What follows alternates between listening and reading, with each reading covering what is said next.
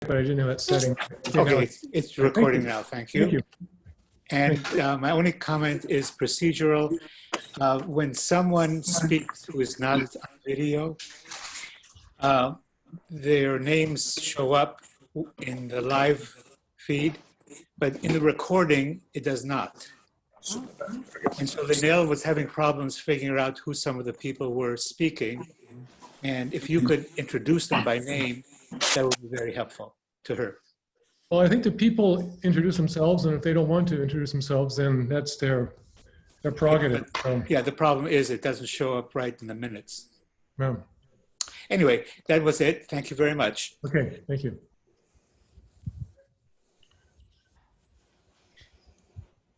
All right, let's see here.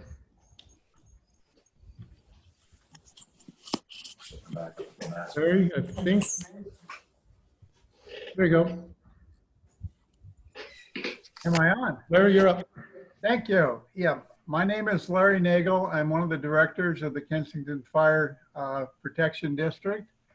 And I'm here tonight. I wanted to remind the board of a very important event coming up. Thanks to a tremendous amount of hard work put in by Battalion Chief Joe Rapullo and Traffic Officer Brad Harms, we in Kensington are having our very first evacuation drill a week from Saturday, August 22nd at 8 a.m. Now, Kensington, the good news is that Kensington has about 80% sign-up rate for the community warning system. The bad news is that means 80% of Kensington are going to have an alarm go off at on August 22nd at 8 a.m. So we are taking as many steps as possible to make this a non-traumatic event, but there will be glitches.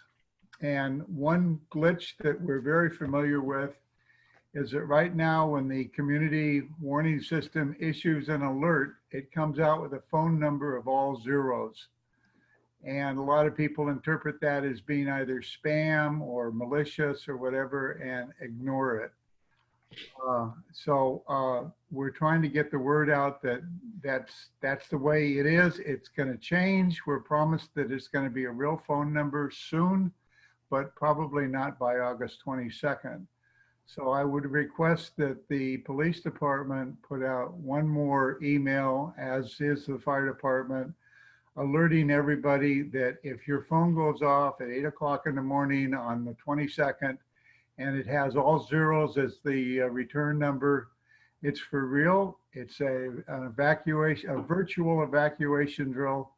We're not actually going to drain the town, but we are going to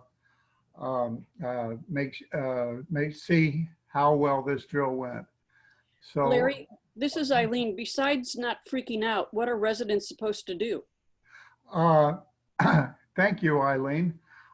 There should have been something coming around, but I can cover that. Mainly, you're supposed to see that that you got the alert. Talk to your family about getting the go bag together and go to the point where you actually throw stuff in the car. Don't go anywhere. Just load up your car and be ready to go. And afterwards, you will get a request to fill out a survey, which is very important for us because it's the data that we need to see how many people actually got the alert. And also it'll give each resident a chance to express their opinion. So pretend that you're evacuating, put your go bag in the car. Think about what you'd do if this was a real fire instead of a virtual evacuation drill, and then fill out the survey. And Thanks. I thank you very much. And we do have a teaser on the homepage. It's the first item that talks about that, but maybe we could modify it to add the text about the phone number. Brad is very familiar with this problem, and I'm sure he can help you with that. Okay. And maybe Chief Schold could send out a Nixle alert. to advise residents that are connected to Nixle about this. That would be wonderful. I have already sent out a Nixle, Facebook, Nextdoor, and our website on the evacuation drill. Great. Am I correct that that they're also supposed to knock on their neighbors' doors on either side to check on them or make sure they know about it? That's what the Nixle alert said. Whether or not you want to wake your neighbors up at 8 o'clock in the morning is up to you. It's I'll certainly pretend. not mandatory. I'll pretend. All right. Thank you, Larry. Thanks for all the work. You're very welcome.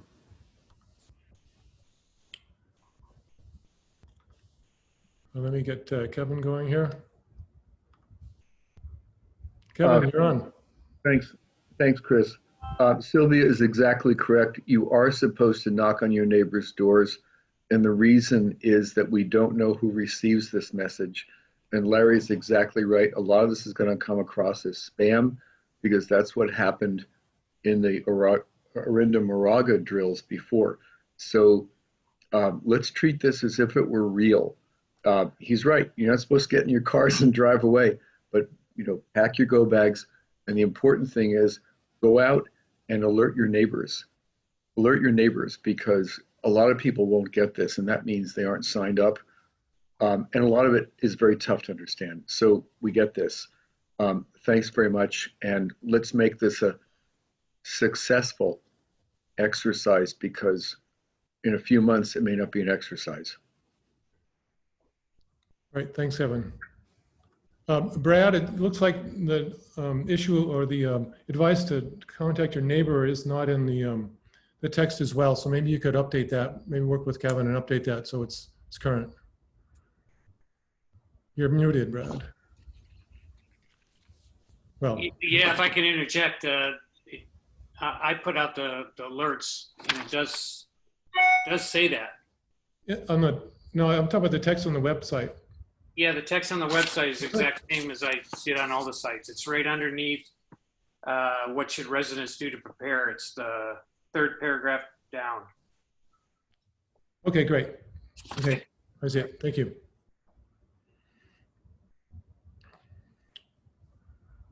All right, any more public comments for items that are not on the agenda? Just waiting, make sure no one changes their mind. Okay, then that closes the public comments there. Next up is board staff communication. And first we have the general manager's report. So Bill, you can go ahead.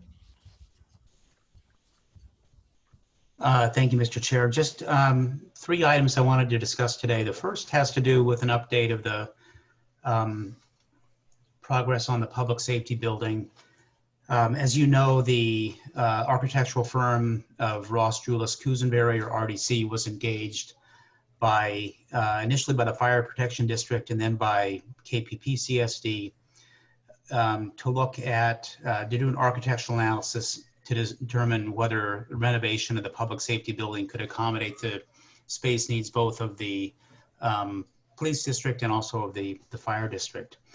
During the course, there were several design issues that arose that necessitated doing some additional work and some additional meetings with Contra Costa County building official. Both districts, fire district and the police and community services district, agreed to split the cost of an extra service request so that they could proceed with the conversations with the county.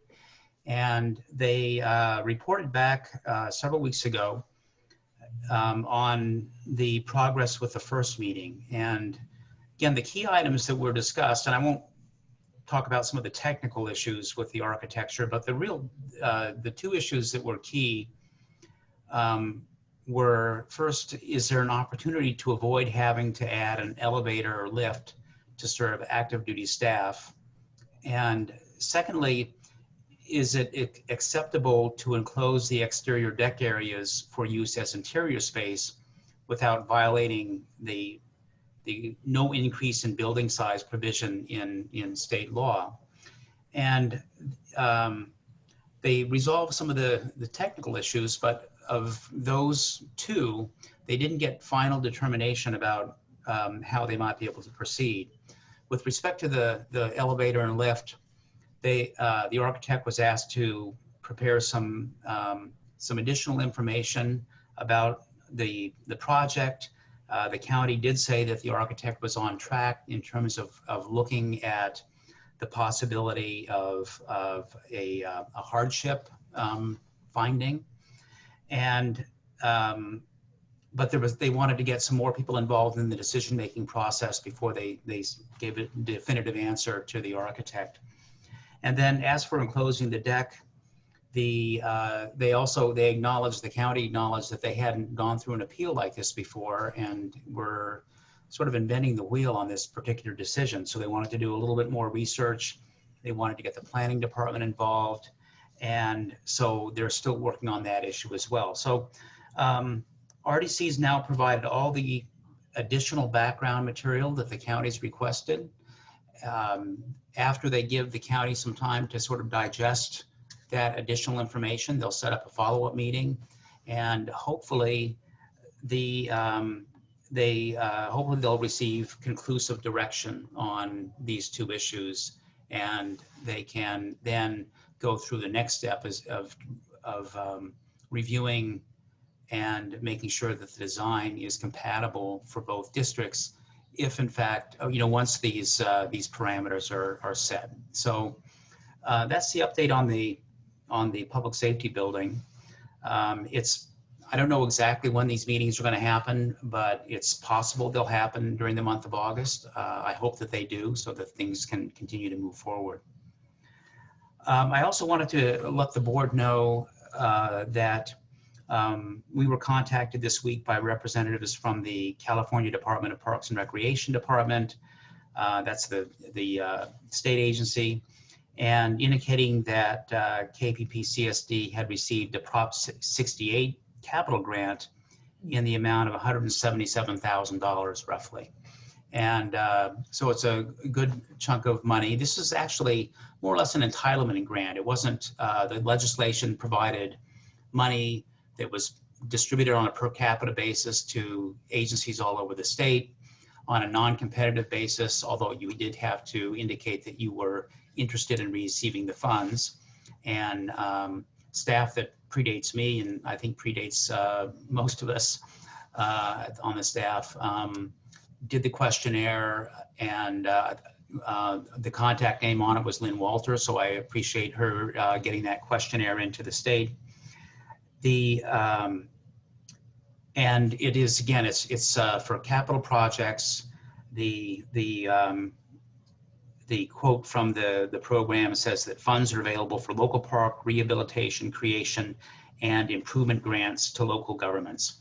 So Catherine Corsack attended the required webinar yesterday, I believe it was, and got some of the detailed on the grants. It does require a 20% match. And so the district will have to come up with the addition with $35,000 to match the $177,000, if I'm doing my math right. But certainly that's very good leveraging for doing some capital improvements at the park. It's not a real rush. You're going to need to do some of the housekeeping items, adopt resolutions, and there'll have to be a grant contract approved. But you have until, I believe it's 2024, is that right, Catherine, to spend the money. So there's some time to do some thoughtful consideration how you want to use the funds, and do some planning, and then actually get the project done. So very good news, I think you'll find on that. The worst that happens is you decide not to spend the money, but certainly it's something that's available to you. Finally, I wanted to let you know that, and this came up as part of the discussion at your July 9th meeting, when you had a presentation by the district's outside auditor, Stephen Chang. As you recall, the scope of the work was expanded to include a specific review of the district's legal expenses. So that issue was discussed. He's delivered the final memorandum, and indicating that all the legal expenses were adequately documented, and beyond how information is shared, he acknowledges that that is a board decision and not one for the auditor to weigh in on. So those were the three issues. This entire report is now, thanks to Linnell Lewis, it's posted with the agenda, and so it will be on the website, including the information on Prop 68 grant, and then the supplemental audit memorandum is also will also be posted with the audit as well. And with that, I'd be glad to answer any questions. Any board members have questions, Cyrus? Yeah, so it's mainly about the Prop 68 grant. I was wondering, could that go to like towards like fallen trees and some of the other things we're doing, like tennis courts? Would that fall within the scope? It's a good question, and having spent some time on the webinar, Catherine Corsack may be able to answer better than I can, but I asked specifically when I was on the phone about projects like that. But those are more in the line of maintenance rather than capital improvements. And so generally those types of projects are not eligible for funding. That's correct. It has to be like a new project. I mean, even if there are multiple small projects like drinking fountains or benches, or I guess if the trees had to be removed because you were doing something to the hill, then that might qualify as part of the project, but it would have to be part of the project, and it has to be a new project. So like, and they actually, I'm sorry, they really are encouraging people to get started, because even though it's 2024, there are all these different interim deadlines that have to be made. And I guess the last time they did one of these huge grants, half of the recipients didn't end up using the grant because they didn't do it in time. So, well, I'm glad that like the Prop 68 workshop from like a year ago actually panned out, because that had been me and the district administrator that had gone to that, and I think we'd given our contact information and then they'd sent follow-up on it. So I'm glad that worked out to something that can be used for the district. Great, yeah. It was something we weren't aware of, but certainly glad to be contacted about it. yeah. Any other board questions? Oh, I just have a comment if we're on the board comments. Well, no, this is about General Manager Lindsay's report, just to see if there's any questions or clarifications. Well, there's a related item, which is that I'm requesting that we have a standing item on our agenda to discuss the status of the public safety building renovation. Because I've been hearing a number of concerns from residents who want to know about it, and with a special concern for where the police will be located. I understand that at the fire board meeting last night, it was mentioned that the fire board would not allow the police to be housed in the renovated site, or renovated building, unless the KPPCSD contributes its fair share of the capital cost. And we know that our residents want to have our police housed in Kensington. Kensington has had and is budgeted for 10 officers as well as a part-time police assistant.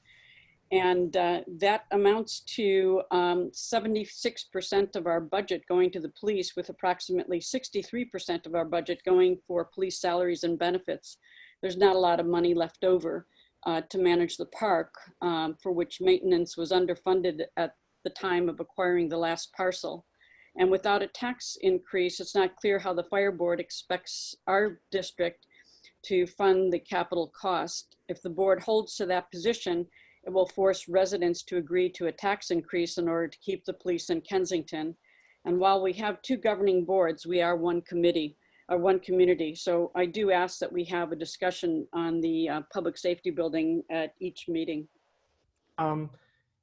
I believe policy says to enforce that you need 2 directors. Finally, someone else. So I'll be the second director to state I want that on the agenda.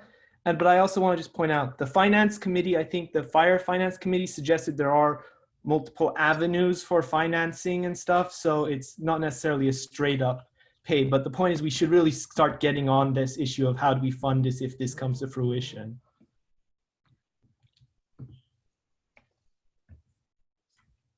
Bill, do you want to take any questions from the public? I would be glad to. Okay. Kevin, see if I can get you talking. There you go. Thanks, Chris. Eileen Natoli completely misrepresents what happened at the fire board meeting last night, which as far as I can tell, she did not attend. There was no decision made on any of this. There was no decision made on any kind of financial arrangement. That is far down the road.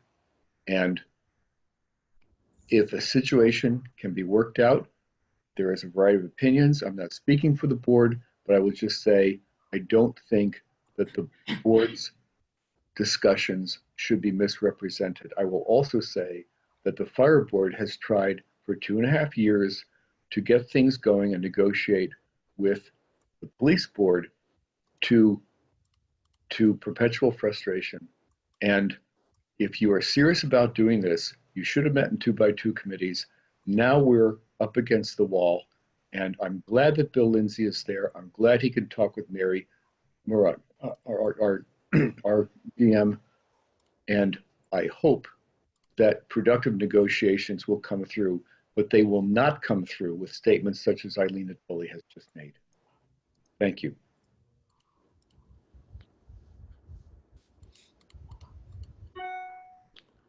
Any other director comments? We kind of segued into that before the police chief report, but I think we want to just keep going with that. Any other directors have comments?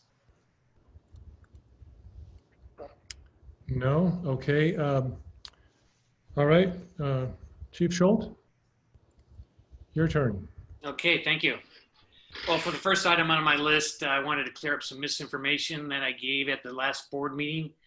I insinuated that new employees, or I said new employees and dependents were not eligible for lifetime medical, but that is not entirely correct. They are eligible. They do, however, have to be invested in the PEERS retirement system for 5 years, reach retirement age, and retire from Kensington PD.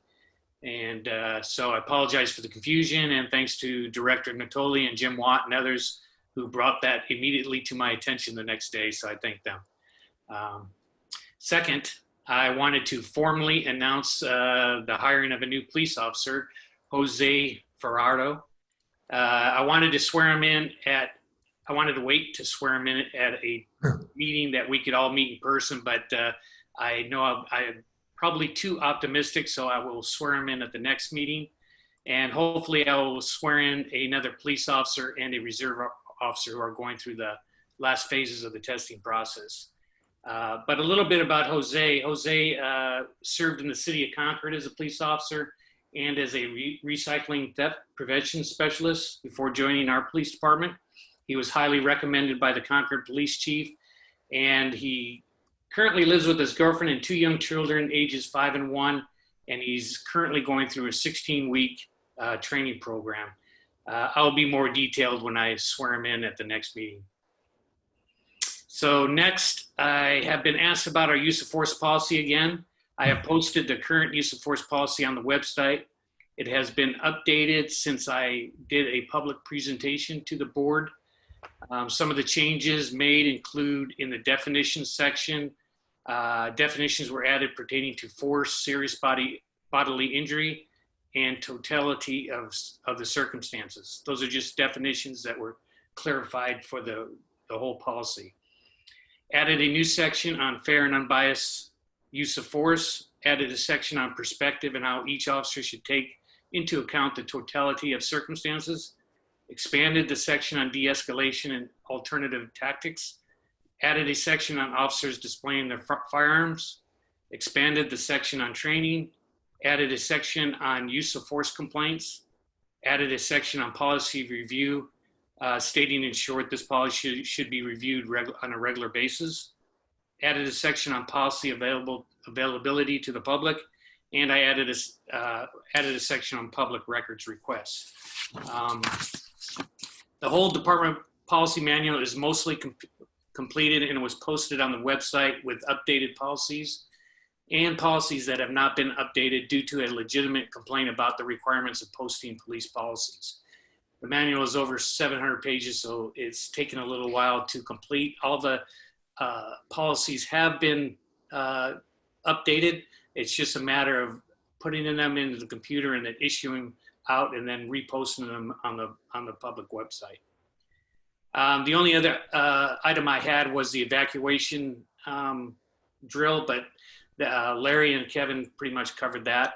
But if you need more details, just go on the district website or Nextel, Nextdoor, or Facebook, and the whole information will be there. That's all I have. Chief, it's a big manual. I tried to scan it briefly, but it's a lot. So could you just maybe drill down a bit about use of force policy and about what techniques are forbidden, what techniques are discouraged, and things like that? So that covers a broad range of topics. You got a specific? Well, do we have any specific techniques that are forbidden in this policy? Well, as you know, the carotid hasn't been used in Kensington Police Department for quite some years, and that's a big issue now with the public.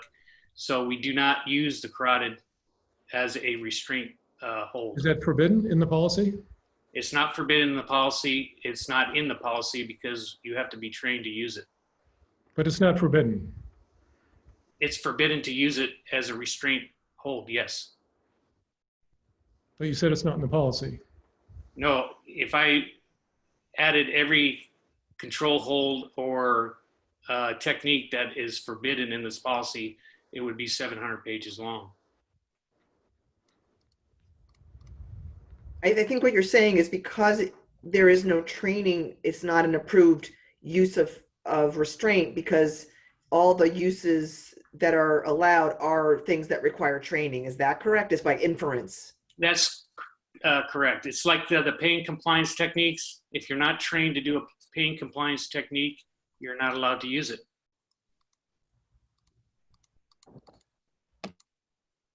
But there's nothing that says that these people or your officers wouldn't be trained in that.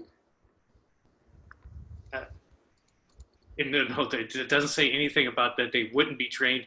They are not trained in it, and they haven't been trained in quite some time, or they haven't used it, or it hasn't been a policy of Kensington PD for a long time, well before I got here, to use that restraint hold. And as far as I know, they haven't used it for quite a few years, and I don't know of an incident where they have.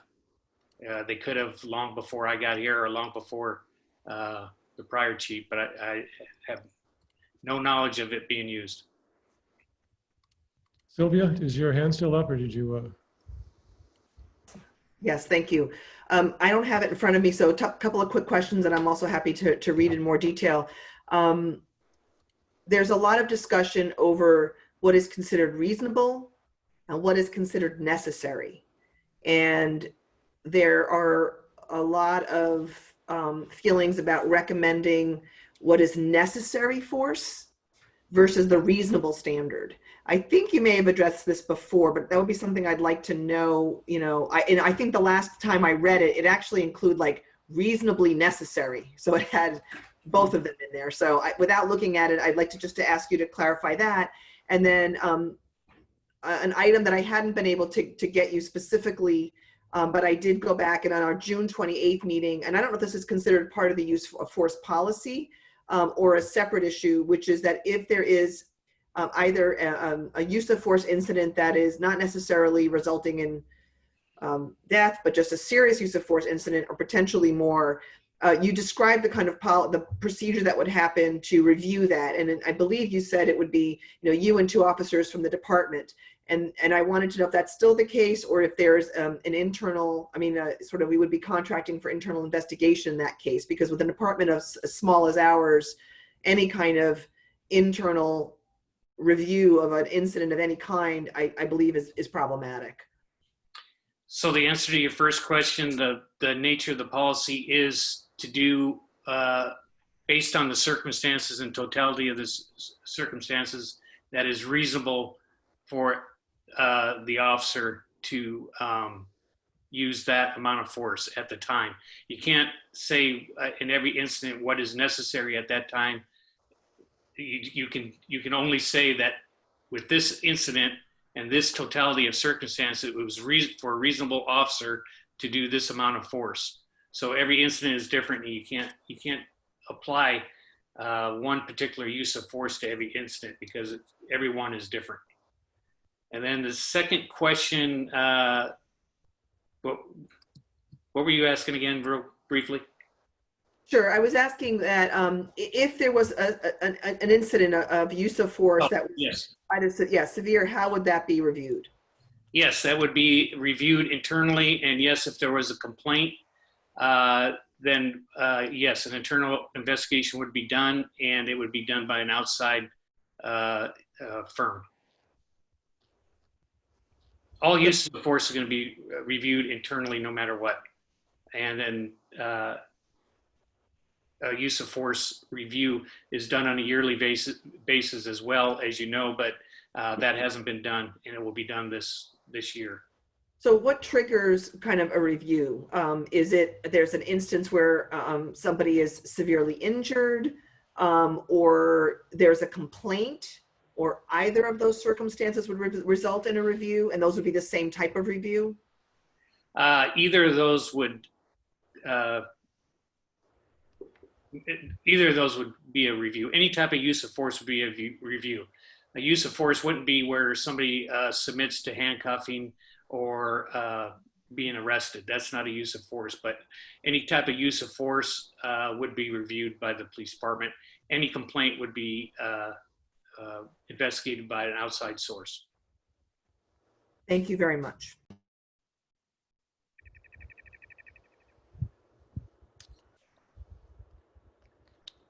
You want to take some questions from the public if there are any, Chief? Sure. All right. Well, first, let me make sure that there's no more board questions for the chief. Okay. Meryl, you should be, okay, go ahead. Hi, well, it's Meryl Rafferty, in case anybody wants to know. I'm just wondering when the last time the police in Kensington had to use force. Do you know? I inquired about that. My sergeant is looking that up. He believes it was at the beginning. He doesn't know if it happened this year or last year, but it's been at least 6 or 7 months. But he's searching for that use of force. Okay, thanks.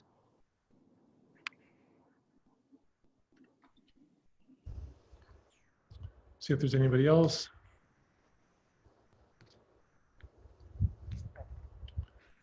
No, I don't see anybody. All right, well, thank you, Chief. Thank you. Thanks for putting the policy back up. You're welcome. All right. Now we come to the consent calendar. There's 2 items on the consent calendar. There's approval of the minutes for the regular board meeting of July 9th, 2020. And there's adopt resolution 2020-17 confirming changes from the 2019 memorandum of understanding relating to the CalPERS retirement contributions. So how I did this last time, and I think I'll do it again. First, see if there's any board sort of clarifications on the consent calendar. We'll then take public comments and see if we need to pull anything. So first, any board members have any questions, clarifications on the consent calendar? Chris, there's a typo on the July 10th minutes on page 2 in the tennis court section. It's a misspelling of my name. Let's wait for the details until we get in discussion. There's just more, if there's any basic questions, because if that's okay. Sure. But so any public members have comments on the consent calendar? Just going to make sure no one has any questions. I don't see any questions. Okay, public comment is closed for that. Okay, so sorry, Arlene, go ahead. Page 2 on the minutes, in the section on tennis courts. What was a typo? In my name. It's, Oh, sorry. Right.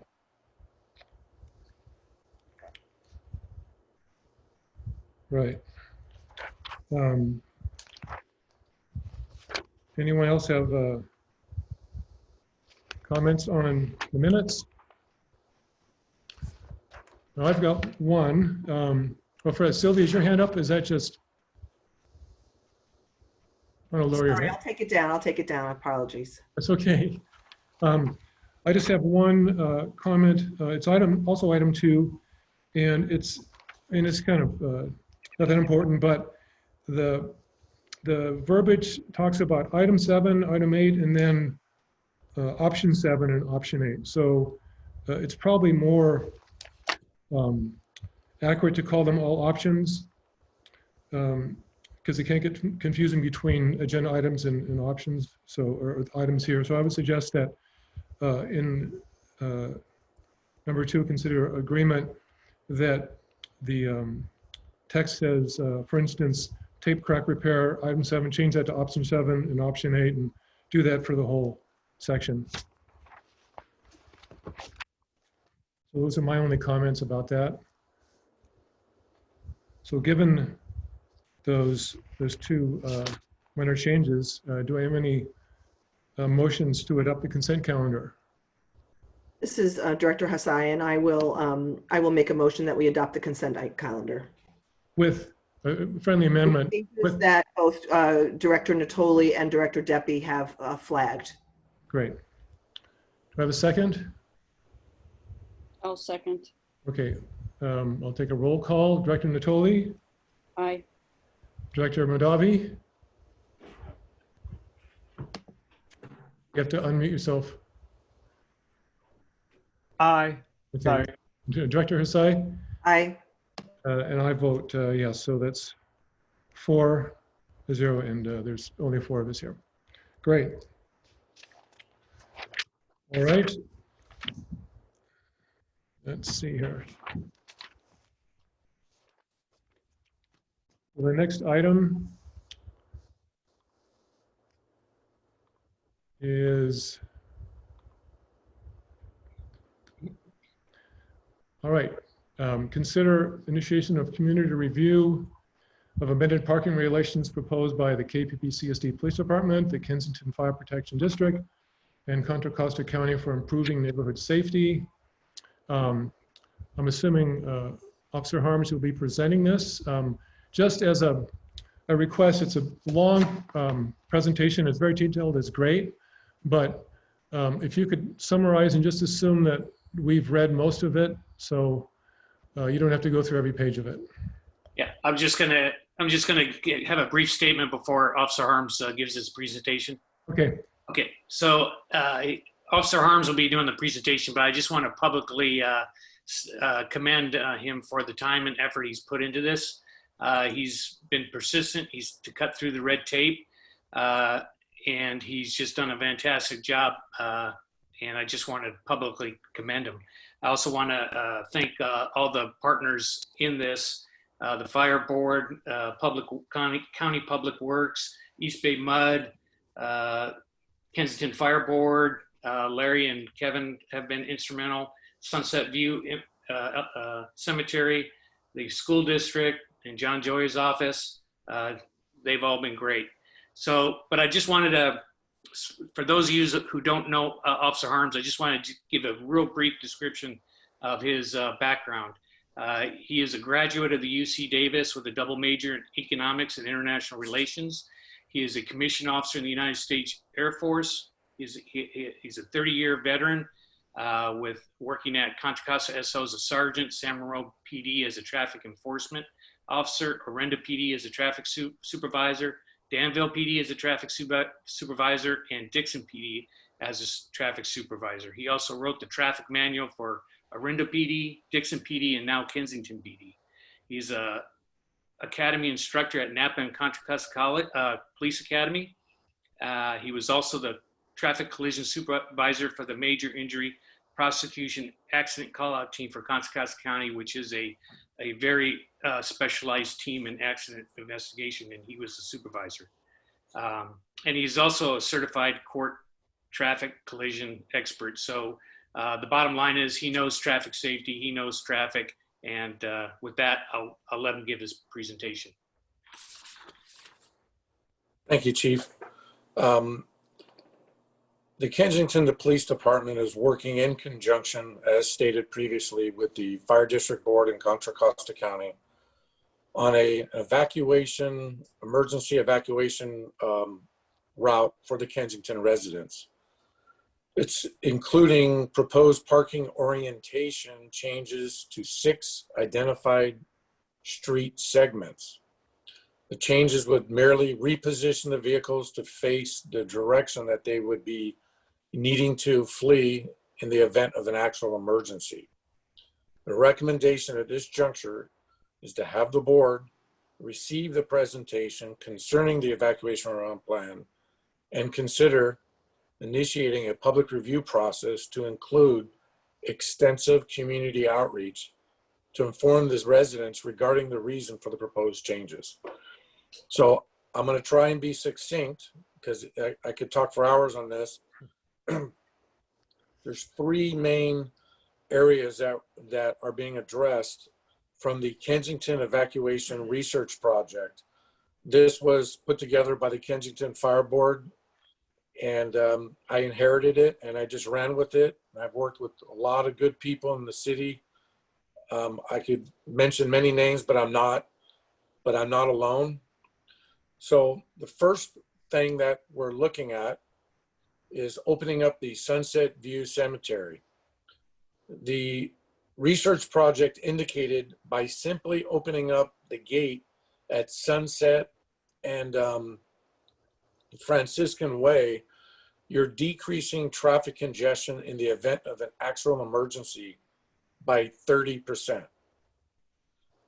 Side note, the study also indicated that if each resident would have an identified vehicle and would just take one vehicle instead of taking all their cars, you would decrease congestion by an additional 17%. 2 things that if everybody cooperated, just that alone is a decrease of congestion by 47%. So the first one is Sunset View Cemetery. The second one is opening up the emergency access road near the Kensington Elementary School by replacing the bollards with removable chains to be used in the event of an actual emergency only. I can give you a cost breakdown of those, but I'll come back to that and kind of wrap that up. So previously, well, let me stop right there. Previously, the Kensington Fire Board has already agreed to fund $5,000 to this project. The Sunset View Cemetery project cost $1,700. Replacing the bollards was $2,250.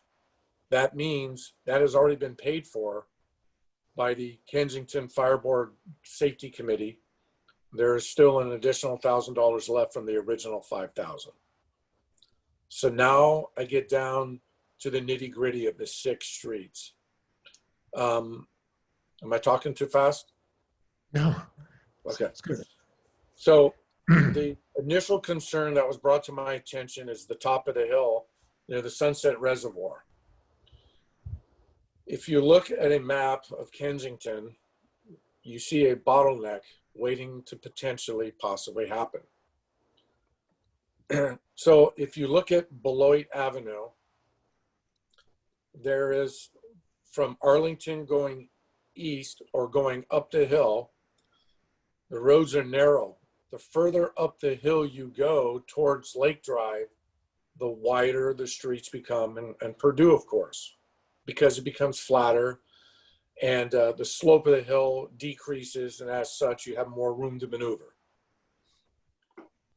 So currently, all of the streets, including Amherst, going from west to east, Amherst, the vehicles are parked facing southbound. Yale is the only one that's not. It's facing Wellesley. So in succession, Stanford, they're all oriented south towards Beloit area, even though it connects to Yale. Cambridge connects to Beloit, Trinity to Beloit, Columbia to Colgate, Colgate. All of them are facing the same street. That's a very steep hill. What we're proposing, and they were partially identified from the Kensington Evacuation Research Project, is simply changing the direction vehicles will park on 6 street segments. So the first one is Purdue Avenue. Think of it as water that's running downhill. Where Purdue Avenue is, that from Beloit to Kenyon, we simply want to flip-flop the direction the cars are facing. The second segment is Kenyon also. That's Kenyon from Purdue to Wellesley. Simply flip-flop the direction they're facing, which would be downhill. And then the third one would be the northern portion of Kenyon between Willamette and Westminster. Those 3, the rationale behind that is people at the top of the hill on Lake Drive, Grizzly Peak, Los Altos, they have currently 2 options, 3. They can go through Berkeley, they can go the back route through Wildcat Canyon.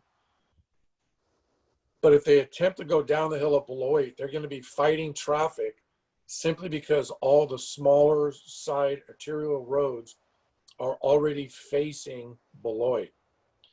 Studies have indicated, and it was a fantastic project put together by the consultants that was spearheaded by the Kensington Fire Board.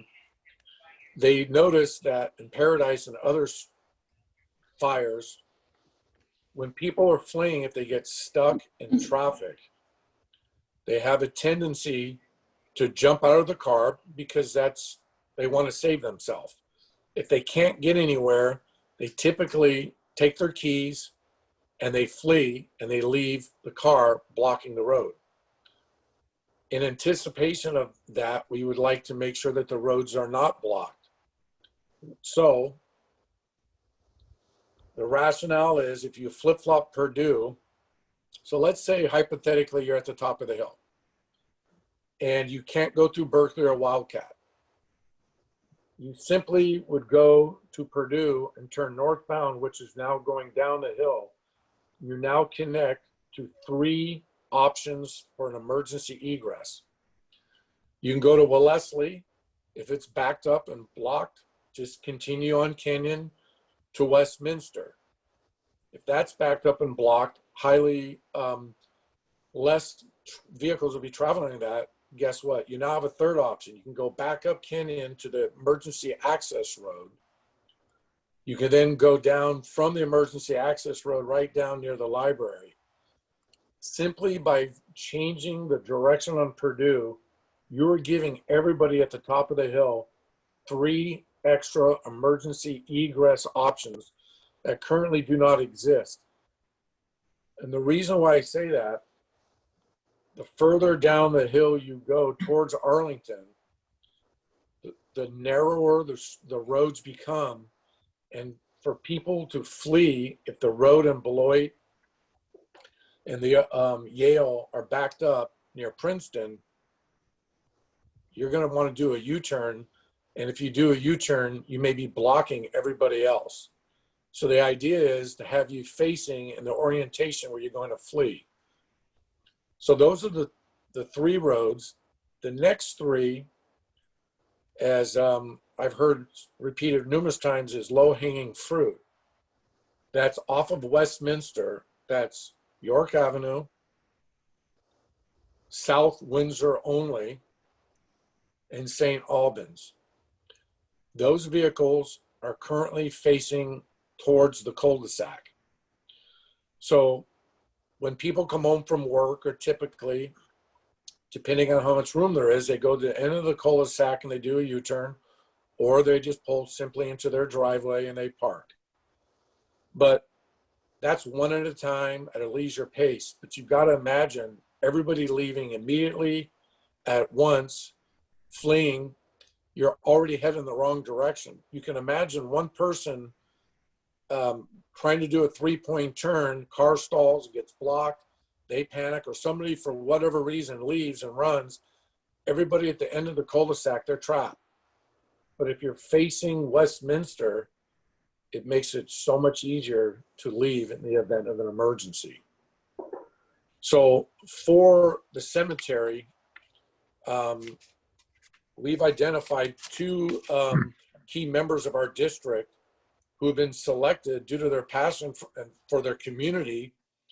And they've been pretty much deemed vital to the success of the emergency evacuation route. And the cemeteries agreed to give these 2 citizens who live on Franciscan Way keys to help unlock the gates in the case of emergency. But I'm not at liberty to divulge their names unless you want next meeting. So as it stands, with your approval and the eventual ratification, if there is an emergency and we get the phone, we get the call or the alarm goes off, our primary number 1 responsibility is number 1 officer will immediately head to Franciscan and Sunset to open the gates. Then they would continue to drive down through the cemetery and open up the bottom 2 gates. If for some reason we can't get there, we have a backup. It's the 2 critical citizens living on Franciscan will be given a key to open the gate if we can't or we're stuck doing something else. That's a backup. We also have the cemetery employees have agreed to also open the gates and are on the same page. And they've signed up for the community warning system to get a head start to open up the gate. That gate to the cemetery is critical. And now if we change the parking configuration for Purdue and Kenyon, you've now got 3 extra roads that currently don't exist. You have 2, assuming you can fight traffic. Now you'd have 3 all flowing that same direction. And they, of course, could eventually feed into Sunset, which of course runs into the cemetery. I don't know how specific you want me to get, but at this point, I've gone in my civilian clothes and in uniform and walked up and down the street using a roller tape. To make this happen, we need to move 25 no parking signs on those 6 streets to be repositioned, one of which needs to be replaced due to damage. That's at the end of York. We need to paint approximately 142 feet of red paint. And then the bulk of the paint would need to be approximately 1,289 feet of concrete or gray paint to avoid confusion of current curbs that are currently red that would then be gray. The total cost at this point would appear to be approximately $14,400. The estimate for the cost was given to me by Rudolfo Arellano. He's the sign and paint supervisor for Contra Costa County Public Works.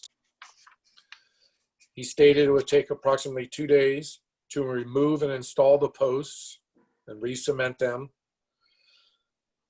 at a cost of approximately $4,300 a day.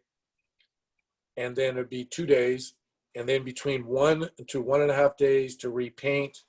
It's approximately a cost of $2,900 a day.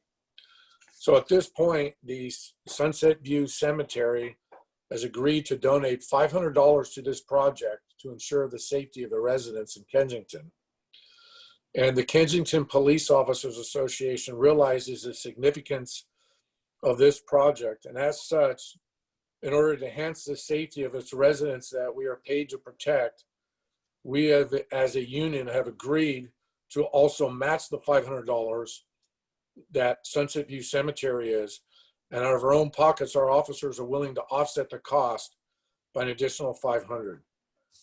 That lowers the cost at this point somewhat. So I know there's gonna be a lot of questions. At this point, this is all we're looking at. My study indicates that you would actually gain 2 parking spaces on St. Albans. Windsor Avenue, south side only, would be the same. And York Avenue, you would still have the same amount of parking spaces, but it might be a little tight. You may lose 1 parking space depending on how much space is in between. For Purdue and Kenyon, they're pretty wide. I have not done a comprehensive analysis of the upper Kenyon to see if you're losing any parking spaces. At this point, my objective was to enhance safety and not lose parking spaces. Because if I lost parking spaces, I would be dealing with that daily, as opposed to the cost benefit analysis of potentially using it one time. There had to be a smarter way. So we've got 3 things. The cemeteries being opened up, the emergency access roads are opened up, and the 6 identified streets. So again, I'd like you to consider initiating a public review process to include extensive community outreach to inform residents regarding the reasons for the proposed changes. It's for the safety of the neighborhood. I believe the safety in the neighborhood should trump and supersede the parking preference of a few. I know people were creatures of habit, but the only reason why we're doing this is to make it safer for the residents. And this 120 some odd page report is incredible. It's extensive. It's a fabulous job that the consultants did. And we're taking up their advice and we're making some changes. So at this point, I'd like to end it if you have questions.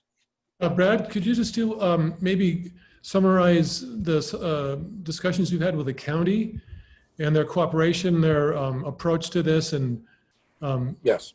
you know, what their feelings, you know what I mean? Yeah, excellent question. So I talked to Joe Garoppolo, the battalion chief for El Cerrito PD. He put our emergency evacuation route on his office. He said, finally, we've got something going on. This is excellent. He was completely on board. I then consulted Contra Costa County Public Works. I had Fernando Valdez drive up and down the streets of those 6 identified streets. He liked it. He then turned it over to Supervisor John Sweet. The next day he drove up and down and he also liked it and approved it. And then it was forwarded to Manesh Sen. He's on board. So Contra Costa County Public Works says it's doable. They can have it done within 2 months. But the COVID, the pandemic is creating a lot of logistical nightmares and it's causing unnecessary delays, but we understand why. So Public Works is on board. The fire department's on board. East Bay Mud is willing to help us. There's some technical, logistical issues regarding that. I don't want to promise something and not deliver.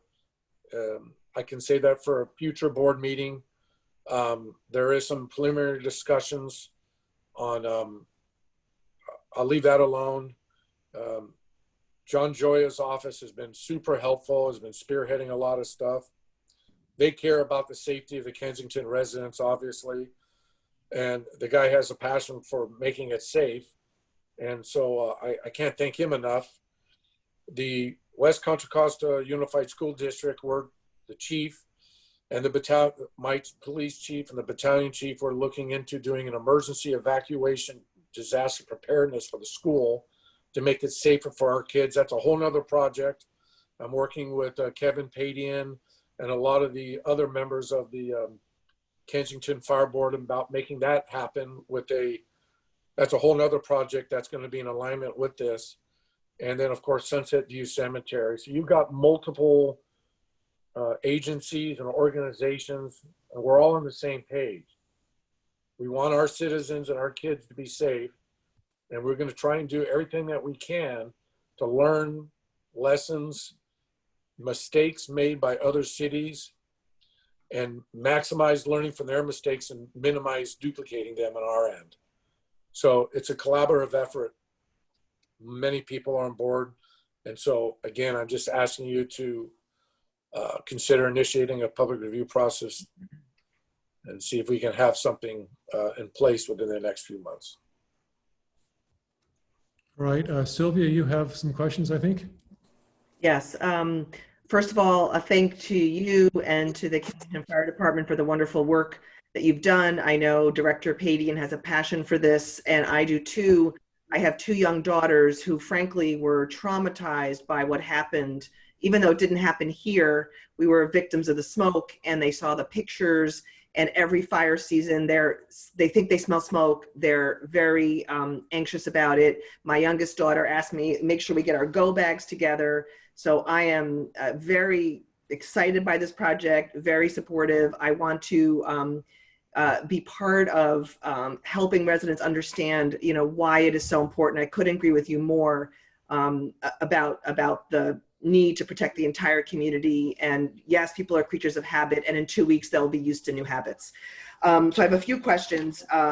One is for the keys to the cemetery. So I understand that the police will be the first line of defense to go down there. But if there was some reason that you couldn't, or you were delayed, or a resident was there and could get there faster, they may have already opened it up by the time you got there, and perhaps you'd have a chance to communicate, maybe not, but it's sort of a redundancy plan.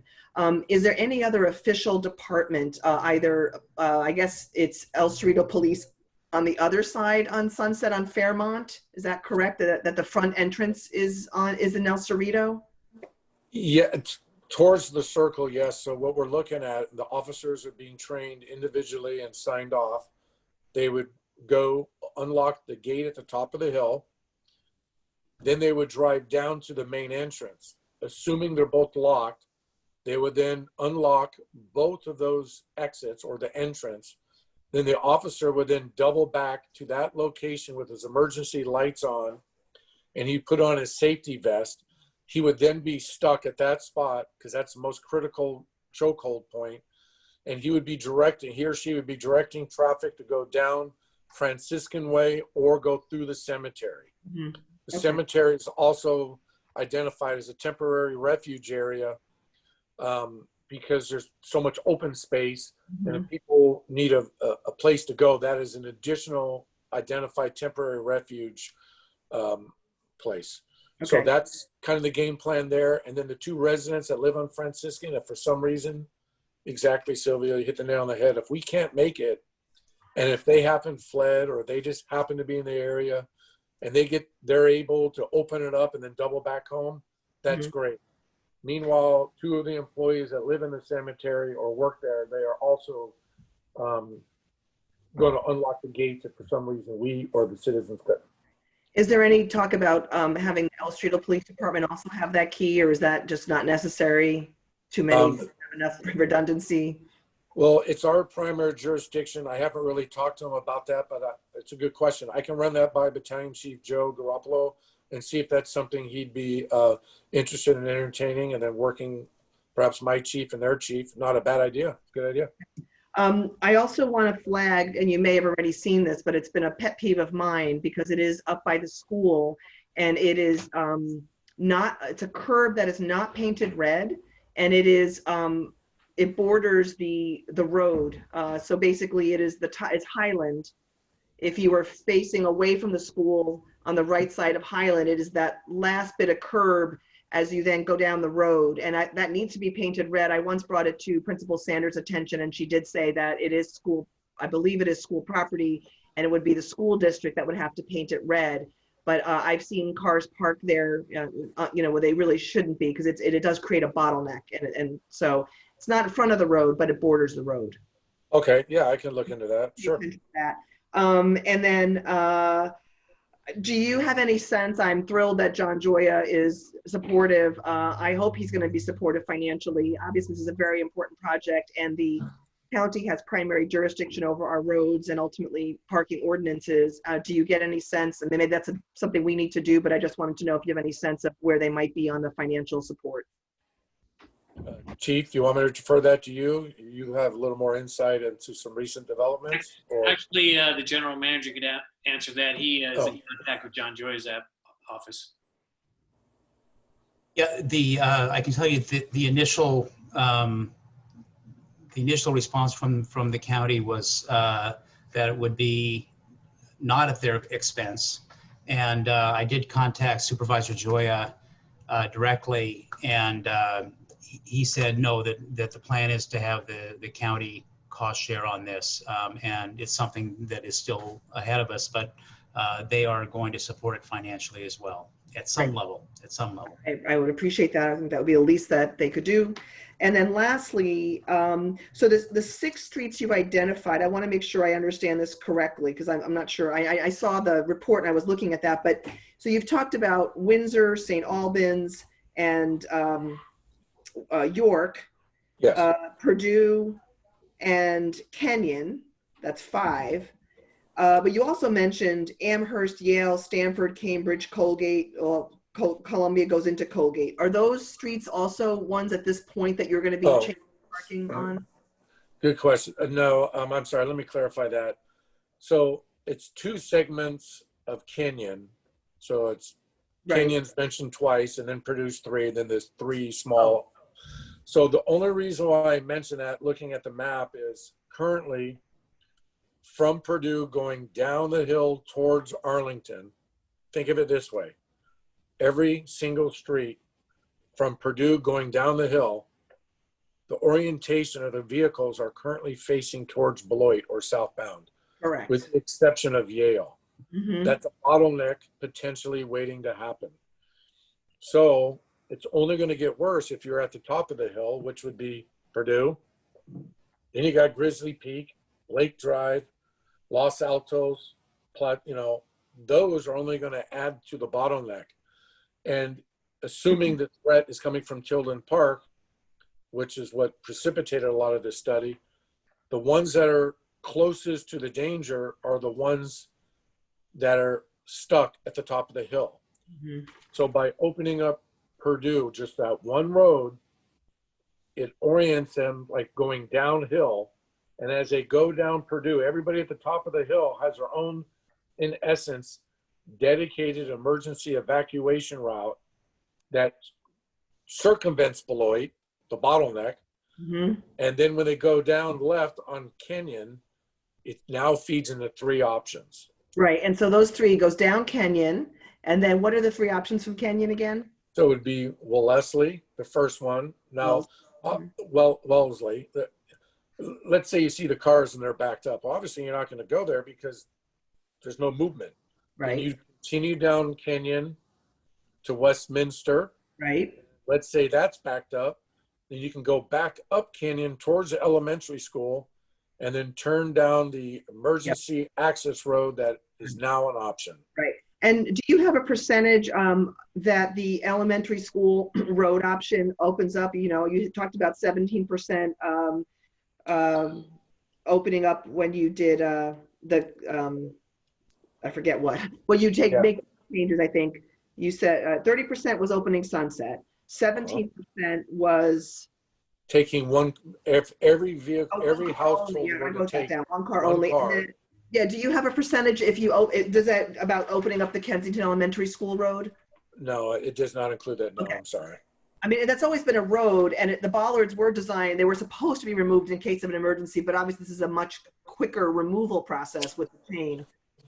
Yes, and the chains, they're pretty heavy.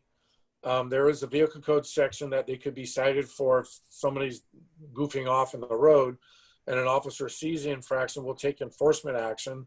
But if someone's fleeing, I intend, but again, COVID, was to talk to all the residents of Highland. If you're right next to the school, you're probably going to want to go down that road. And if they're on board, hey, you might be the first person, flick the train, take the chains off and throw them.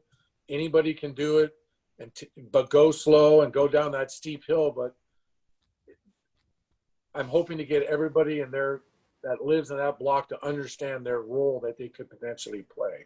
So, Yeah, one concern I have is just that happens over and over again in emergency planning with CERT leaders. People move, they change on. So having a plan on how, this information stays available, maybe there's a manual written, and then when people move in, we could get help from the realtors about, including this kind of information. It's just, and obviously the CERT leaders will know about it, but just important because once you've talked to them, 2 years later, a quarter of the residents may have turned over, whatever it may be. Yes, that's a good question. Because of COVID, we were going to be actively seeking volunteers with the police department to be members of the CERT team committee. Then from there, they're going to get specialized training. Then from there, we were going to bang on doors and let everybody know we're having a block party meeting and to share the results of the survey, let them know what their role is, let them understand, give them buy-in. And then obviously we'd use that to recruit more people to get involved. But all that's kind of come to a screeching halt due to the liabilities associated with, the COVID and so forth. So that, I hope when this goes away, we can expand our CERT team members and use that in conjunction as our new Kensington members of our volunteer program that we want to facilitate. The Chief Scholl is a big proponent of it and elevating that. But right now, Right. That's something down the road. And for long term, I think to the extent that some of this can be written up, obviously there's no perfect, you can't tell people which way to go because the situation may be different in an earthquake with things down or where the fire comes from, but having people understand all these different options so that it's, available not just in people's minds, but that it's somewhere else available so that people can access it. But thank you so much. This is great. I'm really excited about this. So real quick, the Kensington Evacuation Research Project, it's very lengthy, but at the end of it, it has links to 45 different previous catastrophes, some fires in Wyoming and Colorado. You click the links at the back of the survey and you get immediate access to lessons learned, and it's an eye opener. It's a big eye opener. So it's an incredible survey that the consultants did, and I tip my hat to the Kensington Fire Board, Larry Nagel and Kevin Padian and everybody else that's so passionate, and Joe Garoppolo, about making it safe for the citizens. I'm the new guy, and I just kind of ran with what was started before I got here, and it's actually kind of enjoyable. When you're making that video, the footage from the Paradise Fire and the Tubbs Fire and the Camp Fire of people fleeing in their cars should be enough to put, people's hearts racing and get behind this project. I couldn't agree with you more. When the Paradise Fire took place, my daughter was working in Chico that day and at Best Buy because she was going to Chico State, and people were running in like crazy. And their usual response is, "Hi, how are you today? How can I help you?" And the manager quickly said, "Stop and say, how can I help?" And then the smoke got so thick, everybody was buying computers to get a hold of their loved ones. And then they had to close the store and evacuate. And she moved home with me for a week, and that scared her. So I take this very personal. Yeah. Thank you. Any other directors have questions? Yeah, I would encourage anyone who hasn't seen the presentation that the consultants did to watch it. It was excellent, and it is a really very impressive product. One suggestion I have for Officer Harms, as additional backup, since we have dispatch with Albany, might you give Albany a key to the gate, and possibly they could open up the gate at sunset? I think that's another good idea. More the merrier, sure. The president, Scott Pennington, is all for giving people access to it in case of an emergency. So sure, that's a good idea. I'll do that.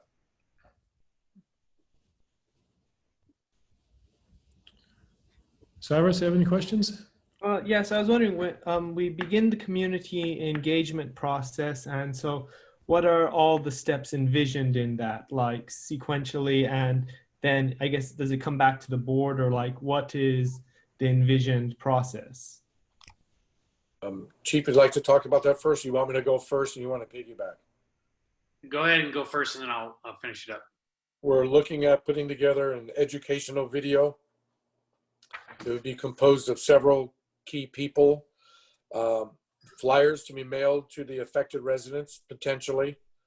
Kensington PD Facebook, next door, El Cerrito Fire Department Facebook, KPPCSD and KPFD websites, the Kensington Outlook newspaper, Zoom and other virtual community meetings, and any kind of social media. So it's going to be a campaign or a blitz, if you will, with pending your approval. Then at that point, we'd like to start the process of getting community buy-in. I know it's important that people don't think we're ramming it down their throats. And I guess how you present it would accomplish that. So I think if we get their input, it may delay things. We are into fire season now, but getting their buy-in, look, that's part of community-oriented policing. Yeah. And the police, we need that more than you can possibly imagine. So it would be win-win-win. I also think we should bring it back to the board because it shouldn't be like Officer Harms was saying. We don't want to have a perception that the police is shoving this down the community's throat. We're doing it for public safety and that's it. But I think we should bring it back to the board after our community outreach is done. Yeah, and like just give a chance for everyone to weigh in. And I would imagine everyone would buy in. I just, you know, as you said, we don't want to unilaterally just do something in one go. I mean, make sure everyone is aware, they understand the value, and that it'll be far less painful that way. Agree. Is that okay, Cyrus? Oh yeah. Also, another question. So is this going to appear, like, be taken to the Kensington Fire District? Because as far as I could tell, like, I know that the Emergency Preparedness Committee has been very active in this, and you know, my hat's off to them. But I haven't yet seen anything that the full board there has, you know, voted in to, you know, join in the effort. So I'm assuming we should be expecting this at their next board meeting to get their buy-in also at the formal board level. You mean for the Kensington Fire Board? Yeah. Yeah. I haven't sat in on their most recent meeting, which was last night, but they did agree to donate $5,000 towards the project. And that did cover the expenses already for the Sunset View Cemetery. And that has 2 blue emergency evacuation route signs facing, and then 2 more poles and exit signs put into the cemetery. Then it also funded removing the ballards and welding in 4 chains at 4 locations for the emergency access. It's the top of the hill, which is where the school is. Those 2 belong to the school district. Yeah. The bottom of the hill near the library, that belongs to the district.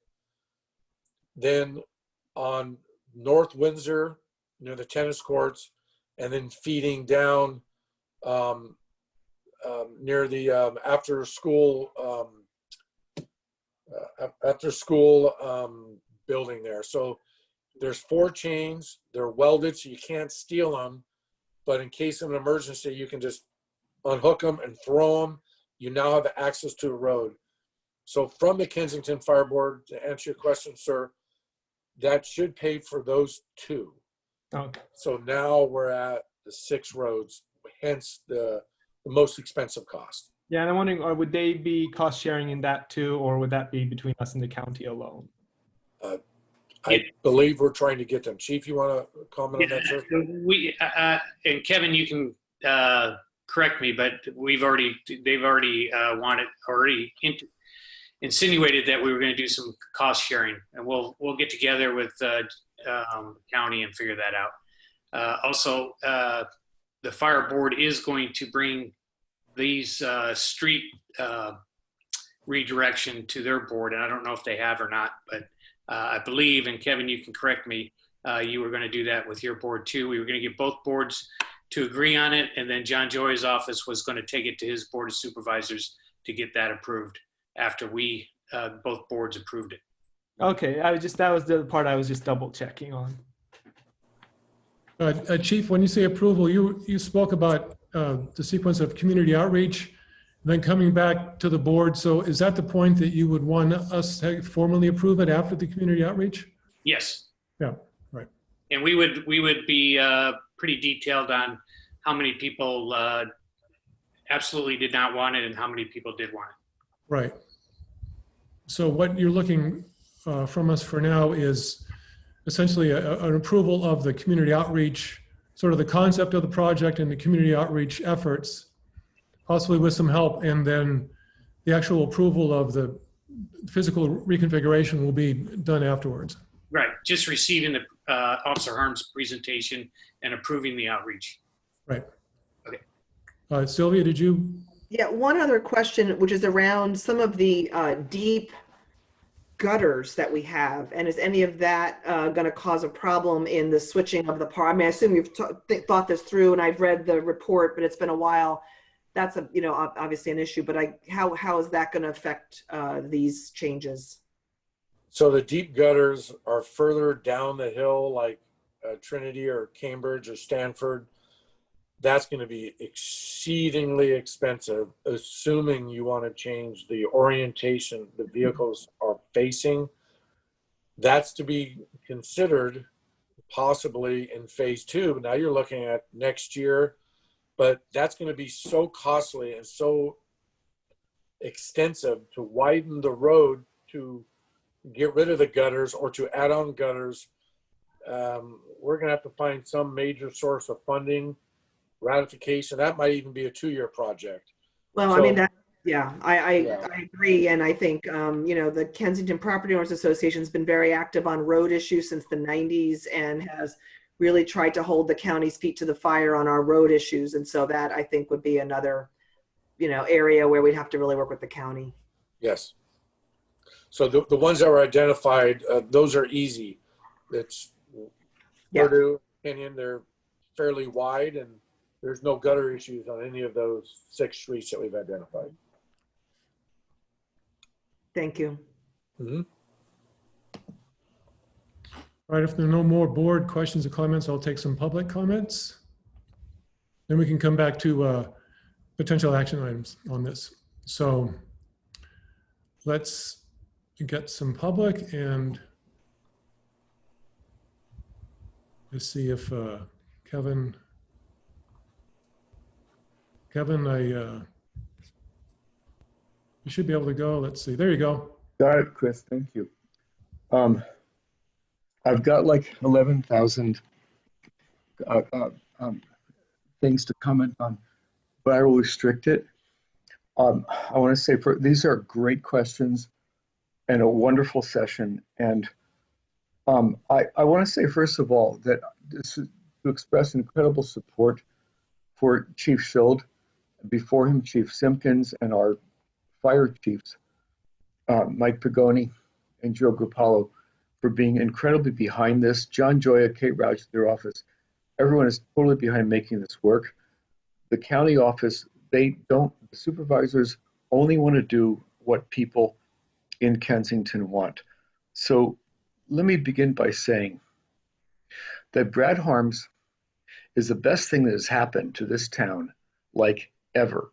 In the last 4 months, he's accomplished more than the history of town. And at some point, we will probably have to erect a statue to his achievement. But I'm just going to say, cooperation among everybody. Read after him. And the cooperation among this is amazing. The cemetery people have been incredible. I mean, just to relieve 30% of our traffic. No one ever thought we could do this. No one ever thought we could do this, but Brad got this done, and he's worked with the county and the DP to just ask questions to see what we can do. And everyone's on board. We have to get the community behind us. But everyone has to understand, this is not a democratic vote.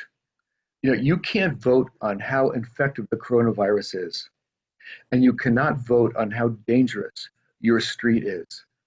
So we have to take action about this, but we're going to make it easy. And as he's pointed out, really, it's an inconvenience.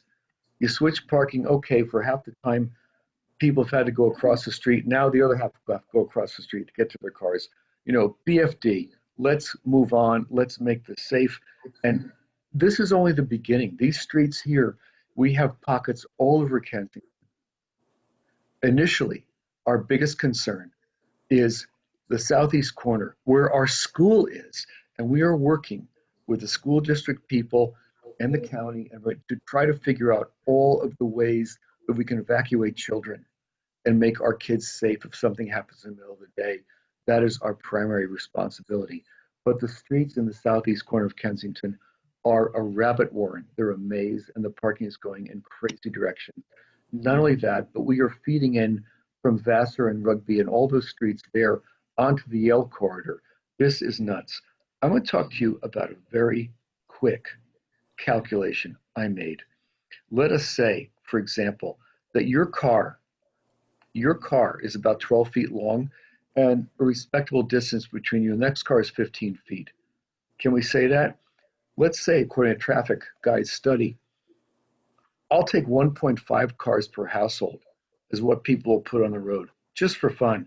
And we have 2,800 households. Let's say we have 5 miles of streets in Kensington. It could be more. By the time you get the major arteries, it's about 5. I want to tell you something. And you have to listen to this. The room you will have for your car on a Kensington street for evacuation is 2.4 feet. And your car is already 12 feet long. 2.4 feet. You cannot get all these people out. You just can't do it. And you have to understand that, there's going to be 4.2 cars for every allocated space on the roads if you try to evacuate everyone at once. And if people have to do K-turns, if they have to change what they're doing on the driveway, if they have to drive in the cul-de-sac and turn around, people are going to burn in their cars. The number of people in Paradise whose windshields were fused around their corpses is unbelievable. And if you think this is fear-mongering, go back to it. It's incredibly important that everyone take this seriously. We do not get a second chance, and things could happen like this at any point. So the funding for this, the districts can help, but we also have to go to FEMA because FEMA has $500 million, and there's a ton of this that's in the county right now, and we have to apply for it. And what is so wonderful is that police and fire are working together to get these problems solved. And I ask you to support everything that is being asked. We absolutely need community input because we can learn a lot. But in the end, we have a lot more work to do. We have to change parking in a lot of places so that people don't die on the roads and people downstream of the evacuation don't force people upstream to be victimized. This is a wonderful discussion. Thank you so much for doing it.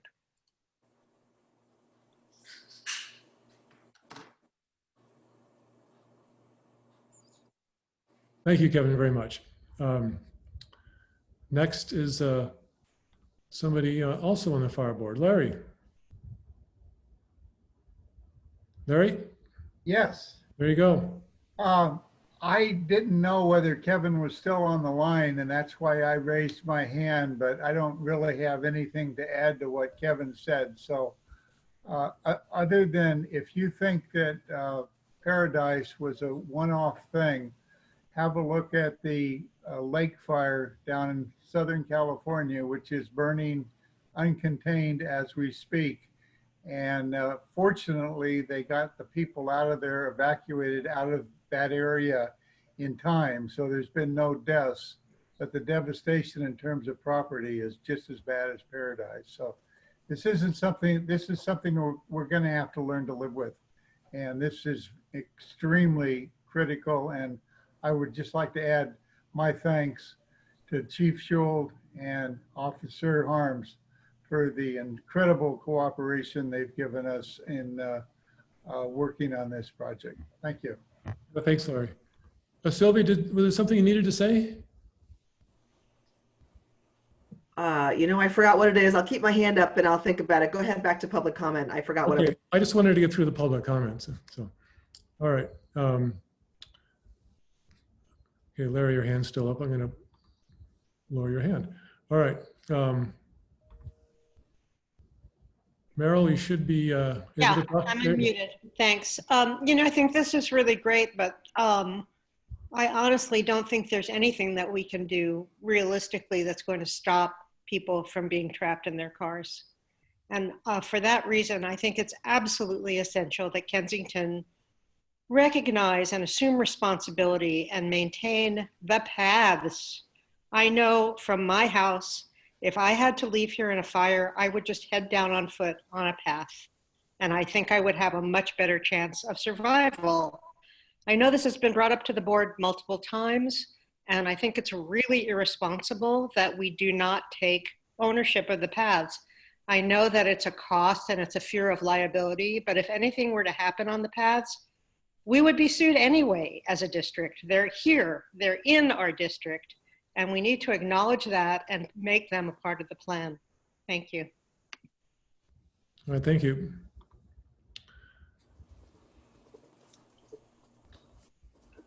Paul, I'm assuming that's you?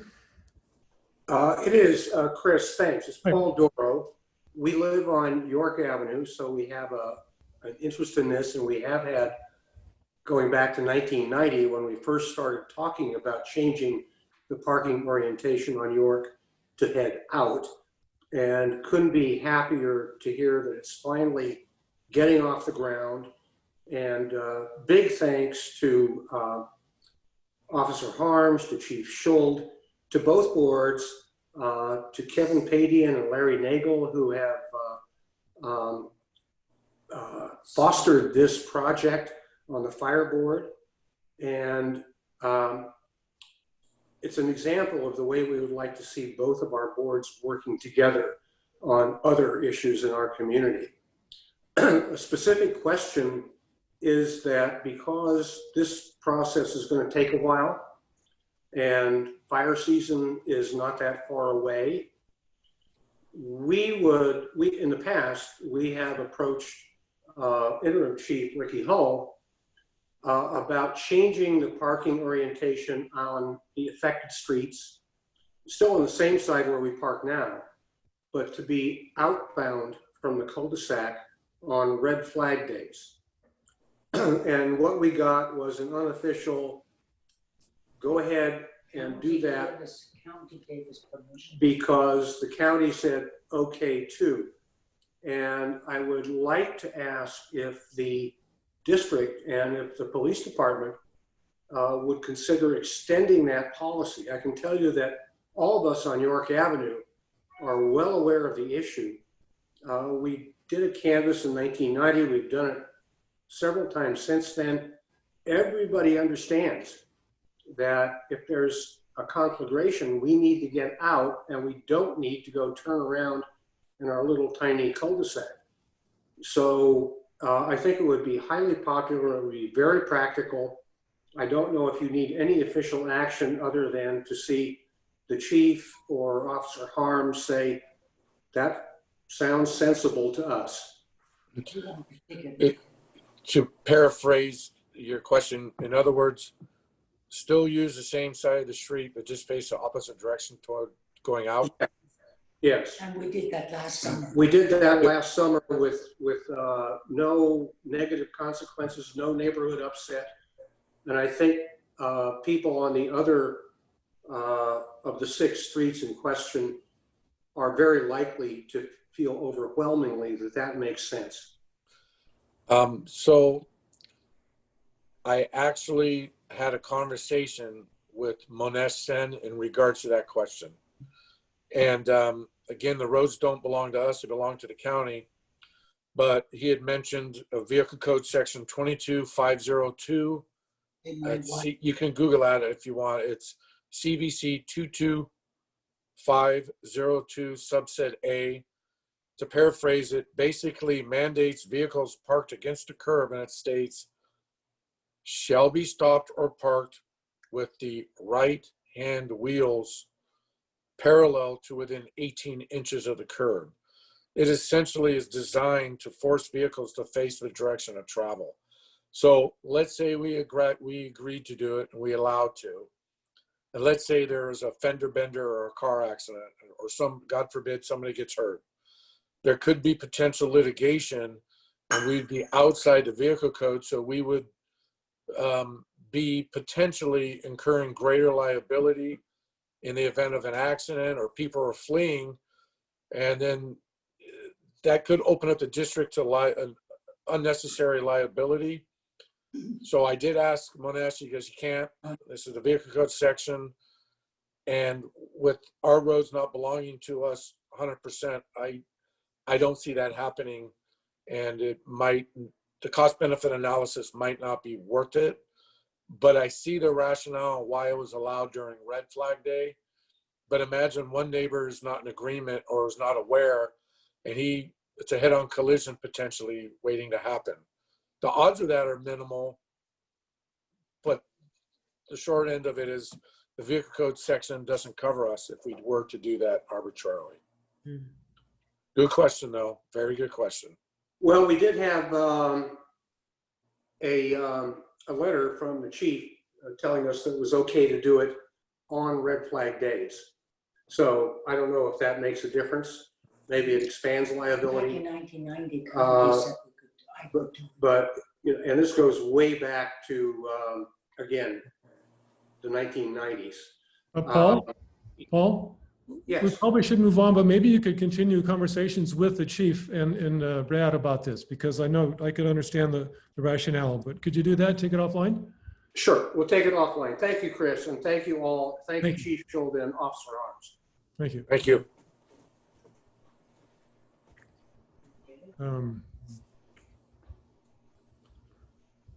Okay, Donna? Hi.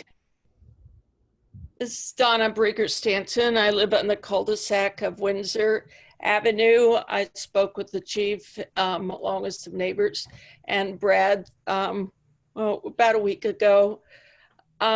We have written a letter of concerns that are relevant in terms of, the idea of maybe parking on the same side that we've already been parking. I will tell you, as a person who's now just a single lady, since, I won't go into why, but I'm in the cul-de-sac, and I'll start with the fact that I'm very concerned that as the traffic comes, I'll start with that first. As the traffic comes down Westminster, as it is now, it's very difficult to get during busy times to get out onto Westminster, much less get out and make a left turn onto Arlington from Westminster. I'm assuming that if I'm able to get out onto Westminster, I probably should make a right turn onto Arlington.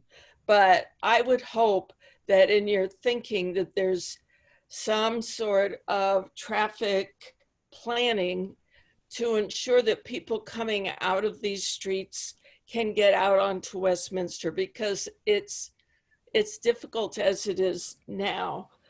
Honestly, I think that Officer Harms has fabulous credentials, and I honor all of that. I am a little concerned that what I'm hearing is it's really a done deal, even though we're told that maybe we'll get to have some conversation as people that are affected.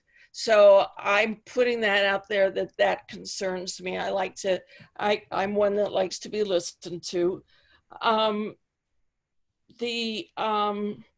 I think there's several issues that we have, and we have a letter that we'd be happy to submit to you all for the board.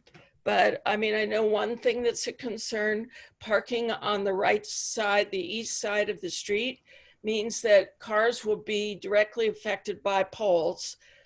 I've already figured that I'm probably walking out, if I'm able to walk, with my go bag, because being in the cul-de-sac, I don't even know if I'll ever get out onto even to Westminster because of all the traffic.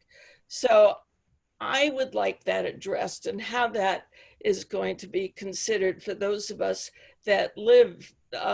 It's not just a matter of what side of the street we're parking on, but the reasons why we might want to be parked on the same side but reversing direction, but also several other considerations like the poles that could, I figure, would be falling down before I could take a car out anyway.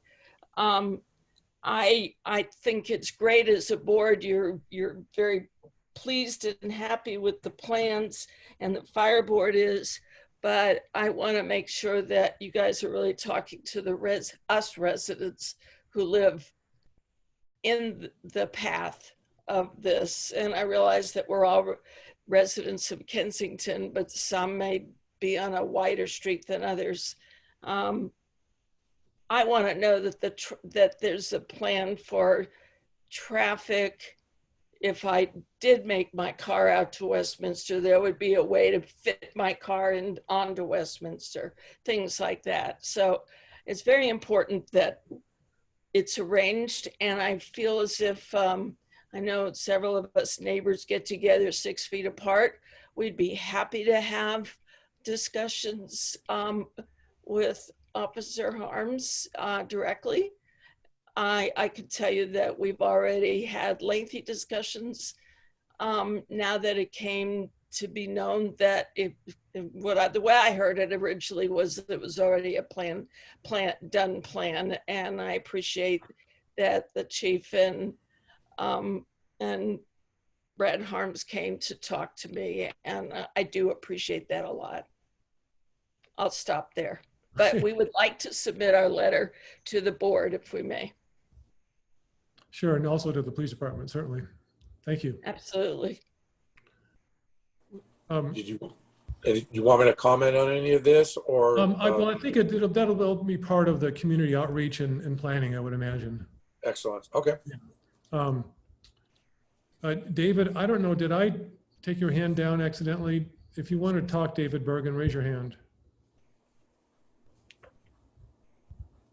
No, you look, okay, great. Paul Moss, you should be able to unmute yourself. Can you hear me? Yeah, there you go. Yeah, my name is Paul Moss. I live on Lake Drive, and I'm a member of the Emergency Preparedness Committee under Kevin and Larry. And I want to ask Officer Harms about 3 streets that I didn't hear mentioned when he was talking about Southeast Kensington. I am sorry if I missed them, just cut me off if I did, but there are approximately a couple dozen homes in the 3 streets that include Cannon Drive, Parkside Court, and Plateau Court. So just essentially east of the reservoir up there, the Summit Reservoir. What would be the plan for them tentatively at this point? Because I'm going to include in this my remarks that one of our committee members some time ago, months ago, found out in talking to a Berkeley City Council member that Spruce was being considered possibly, and it wasn't written in stone or anything, it was just being considered at that time as a one-way street in Berkeley and potentially just uphill. These people, I'm working with them a lot, and I know that they are more or less counting on going out Spruce. You mentioned a route out through Wildcat Canyon, or what would you have to say about that, knowing that maybe you already know what Berkeley's decided about Spruce? We're trying to find out. And should they be headed toward back toward Beloit and down and out Purdue, headed to the north? Just as you mentioned the other streets like Los Altos, Lake Drive, where I live, Grizzly Peak, you mentioned all of those should head north. Yeah, I didn't mention them just because they're not at the top of the hill. I figured they had 2 options. If you hit a road and it's backed up, you're going to go the opposite direction. Yeah. So I'm assuming that Beloit was backed up, and Parkside, Canyon, and Plateau, I didn't mention they have options potentially. Go where there's no congestion. I mean, if you get on the road and it's backed up, you're going to look for an alternative route. I was just trying to provide an extra one. In regards to what is Berkeley doing, we haven't got there yet. I haven't coordinated with Berkeley, besides the fact they're in another county. They've got some other issues going on there. I have not consulted them yet. That's something that will eventually be done. And so I appreciate good observations from everybody, and especially the nice lady we met off Windsor. So that's coming up. Next level, I guess. I think, Brad, you've mentioned that what we're talking about tonight is just the initial phase of the 5 streets and the cemetery and the school. So there's a lot still to come, right? Potentially, yeah. Yeah, okay, great. All right. Okay. And I think, Delk, you had something to say? Go ahead, Delk. On. You're on. Dave Stevensville. A comment that Ted made that there are about 5 miles of streets in Kensington. I actually determined a couple of years ago that there are about 15 miles. Won't make a lot of difference in this calculation. But what I would like to address, I don't have the report in front of me now, but it seems to me that there wasn't a lot about what's effectively known as Baja Kensington, which is the area west of Arlington, south of the cemetery, and north of the canyon. There are actually only 2 streets off the Arlington that go into that area. One is Coventry, and the other is Ardmore. And Coventry winds around, and eventually you can get basically down to the surface. Ardmore, you would take Ardmore, then Kingston, then Lenox, then Beverly, then Stratford, then down to Berkeley Park Boulevard to get out of that area. I believe Baja Kensington has about 20% of the population of Kensington. And there are going to be a lot of people trying to get out of that area. And there very well may be some from up, coming down from above the Arlington that are going to try to feed into that area. There are a number, I believe that all of the streets down there in Baja Kensington have parking only on one side of the street. But there are frequently cars parked on the other side of the street as well. And in the past, Kensington Police Department has not been particularly good about issuing parking tickets for those vehicles. In addition to that, the signage is very poor in certain areas. On one particular street, the no parking signs are about 100 feet apart, and one of them has either faded or been spray painted over, so you do not even know that there's no parking in that area. So I would like somebody to look into that, the Baja Kensington area sometime, and I will review the report and see if I missed something. Thank you. All right, thank you. Yeah, again, I just want to say that this is, I know everybody's got a lot of concerns about this, and I don't want to discourage discussion, but we are just talking about these initial 5 streets, and I think we probably need another session, or maybe it's better in the fire district who initiated this process to talk about the larger plan. So again, I don't want to discourage people from discussing it and bringing it up, but we do need to move on to the point of making a decision on this initial idea. So let's see if I can get Jim to talk. Jim, you should be, there you go. Hi, Jim. Can you hear me? I can hear you. Yeah, thank you very much. This has been a wonderful presentation. Everybody's done a fabulous job, but I live on Grizzly Peak. I'm right up at the top of the hill. And I think that one of the most important things has been overlooked in this discussion, and I would hope that we could go into this in more detail as we go forward. And that is what we're talking about. We're talking about a fire in all likelihood that is going to be coming up from the Tilden Park area. We all know that. So it seems to me the first step here is to try to do whatever we can to thin out the potential for that fire to create just a incredible firestorm that we now have to deal with the discussion issues that have been going forward this evening. Every day I walk that area, I walk down to the schools, I do lots of walking through this area.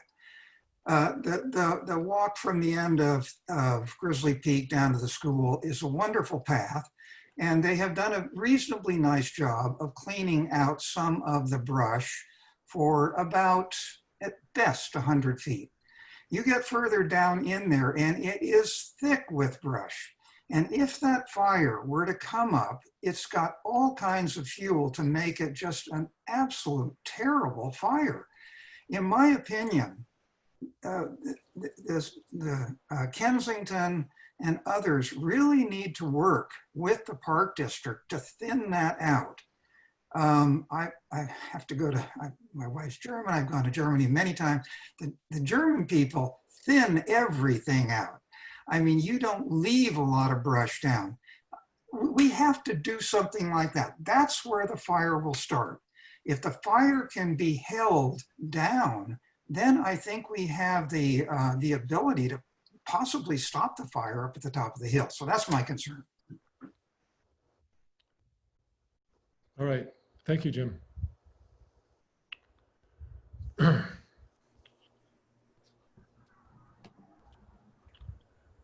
All right, Kevin, I see your hand up. Hopefully it's brief. Go ahead, Kevin. It's very brief. I first want to start by saying that Jim Watt's comments are completely ignorant of the discussions and the negotiations that have taken place between a number of Kensington groups and the East Bay Parks Regional Fire District. Everyone is working on this. They're underfunded. They're doing the best they can. We all get this. Anyone who paid attention would know where this is going. So Coventry and Ardmore is a disaster area. Officer Harms is right. There's going to have to be a lot more done to help change things so that we don't run into each other trying to get out of town.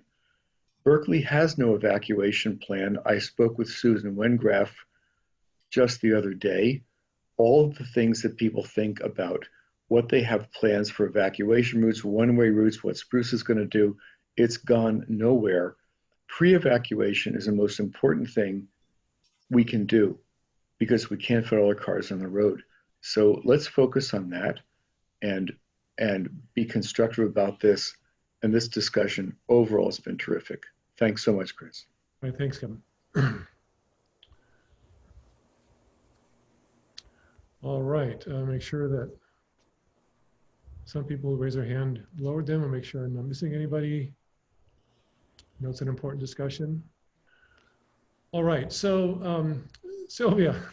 Just wanted to say, maybe if I could just ask Officer Harms I'd like to be in touch with you next week. I have some people to introduce you to around the school planning, because the school does have a planning process, but we have a particular person who is an expert in emergency work and is also involved. I'll make an introduction for you, and I have other things that are nitty gritty, and detailed, and we can stop this. It's nothing that has to be part of tonight's discussion.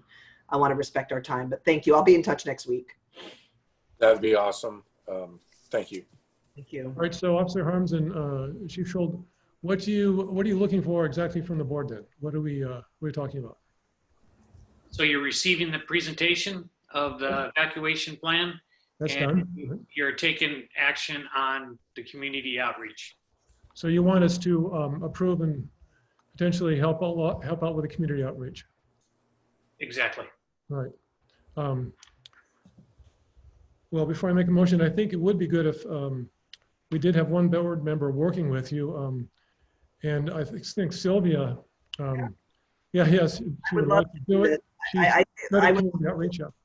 I would love to do it. I mean, I feel strongly about it. I think I've talked to enough people, both in the school community and outside of it, on the importance of it. I've supported the study, and outreach is kind of my thing, and I'd be happy to help out. And I think it is important to, bring it to the community and talk about it. All right. Before I make a motion, so I'll probably just make one. Anybody else have anything to say?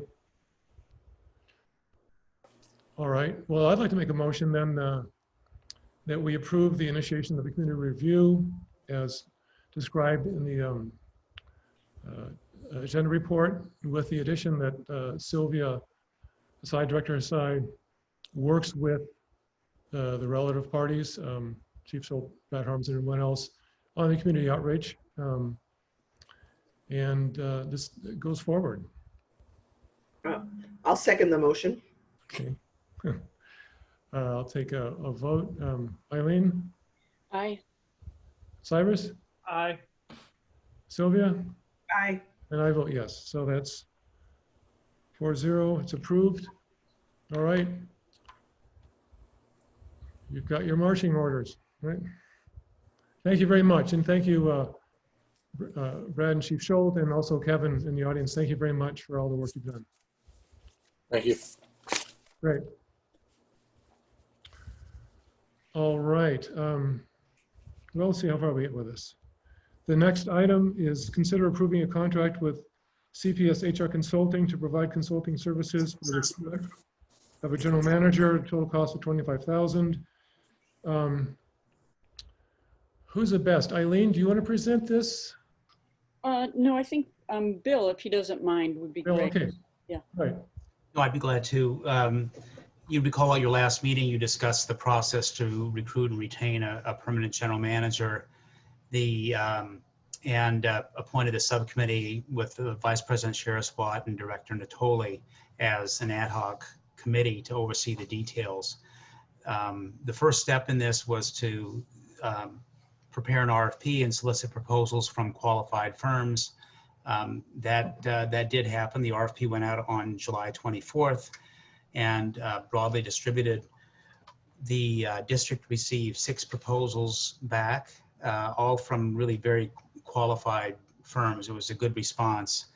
And the committee, which had also done really an extensive review of the RFP, also reviewed each of the proposals that came back, and their recommendation was to enter into a contract with CPS HR Consulting for a cost of $25,000. I should note that the RFP was fairly prescriptive in terms of a schedule. The proposals that came back indicated that it was very ambitious, and so that may have to be revised. But in any case, the recommendation is to enter into the contract and get the process going. There are some other options you may want to discuss, but that's the recommendation. And I do again want to thank Vice President Sheriff Watt and Director Natoli for really helping out on getting everything reviewed and out the door. With that, I'd be glad to answer any questions. I just have a question for Director Natoli. You were on the board when you did the search for Tony, is that correct? Right. So you know the process and how difficult it can be, I take it. Yes, well, the last time we went through Sloan Sakai and did that, I think it will be a challenge. We talked about this, and one of the firms, in fact, mentioned this. There may very well be a challenge in trying to hire someone on a part-time basis, but we were able to do that twice, so we hope we can do that. Yes, and we also had very good success when we went out to a firm and Coffin Associates, and we're able to hire Catherine, Linnell, and Alan. Okay, because I think, Bill, you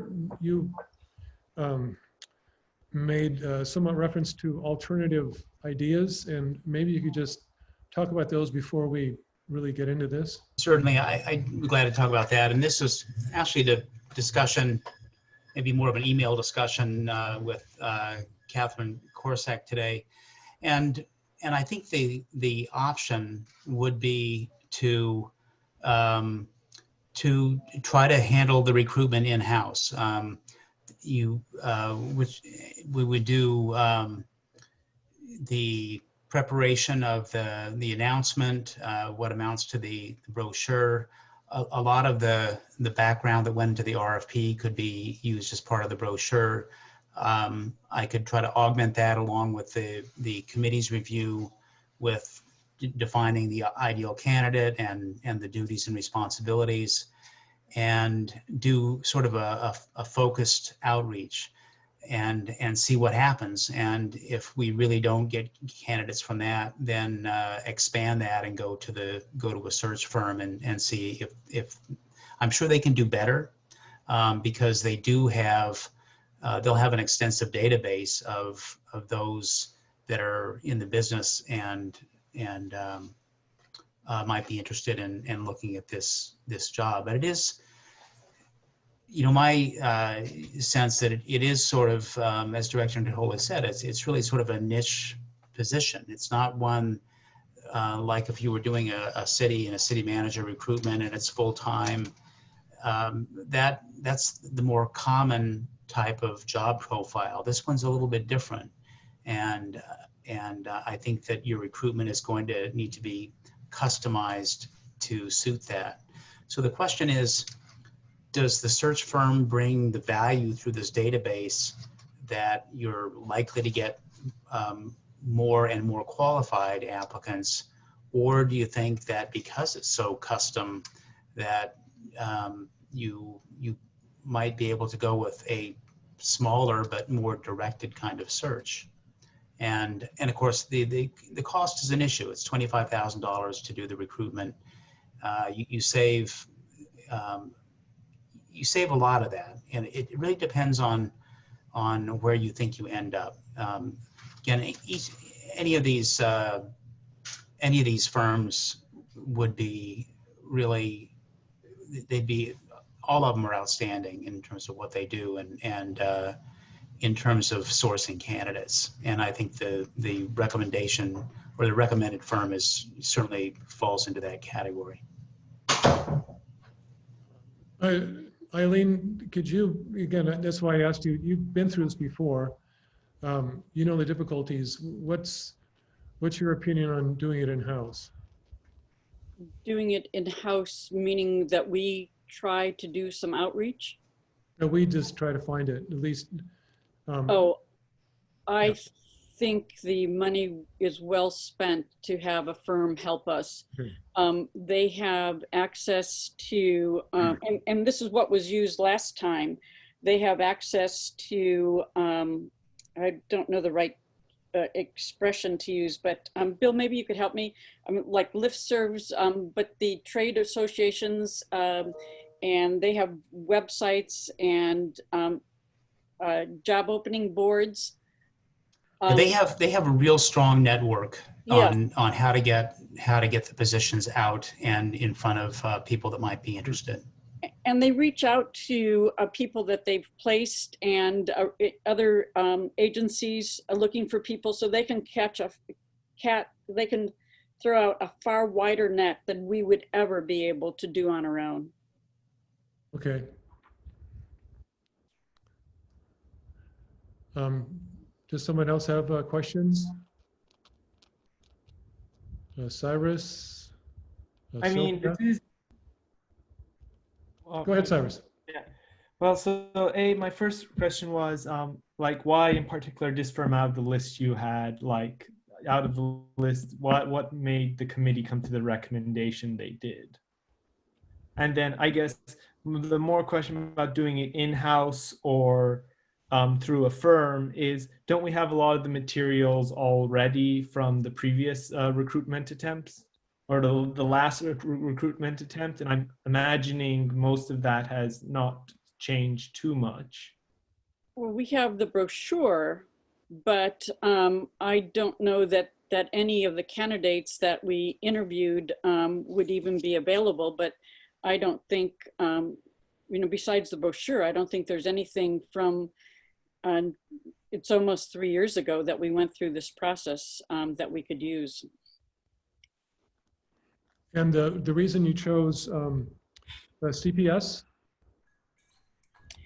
Well, they were all very close, and as Bill said, they were all excellent proposals. And there were a couple that we started to eliminate, but the language that was in the proposal about looking for diversity candidates was attractive, and they were responsive and thought they could meet the timing, although we all recognize, especially with the holidays coming up in late fall, early winter, that it might slip. Right. Well, I think, as you said, we've got the materials, but what we're really paying for is their expertise and their networking and the ability to find people. It's not.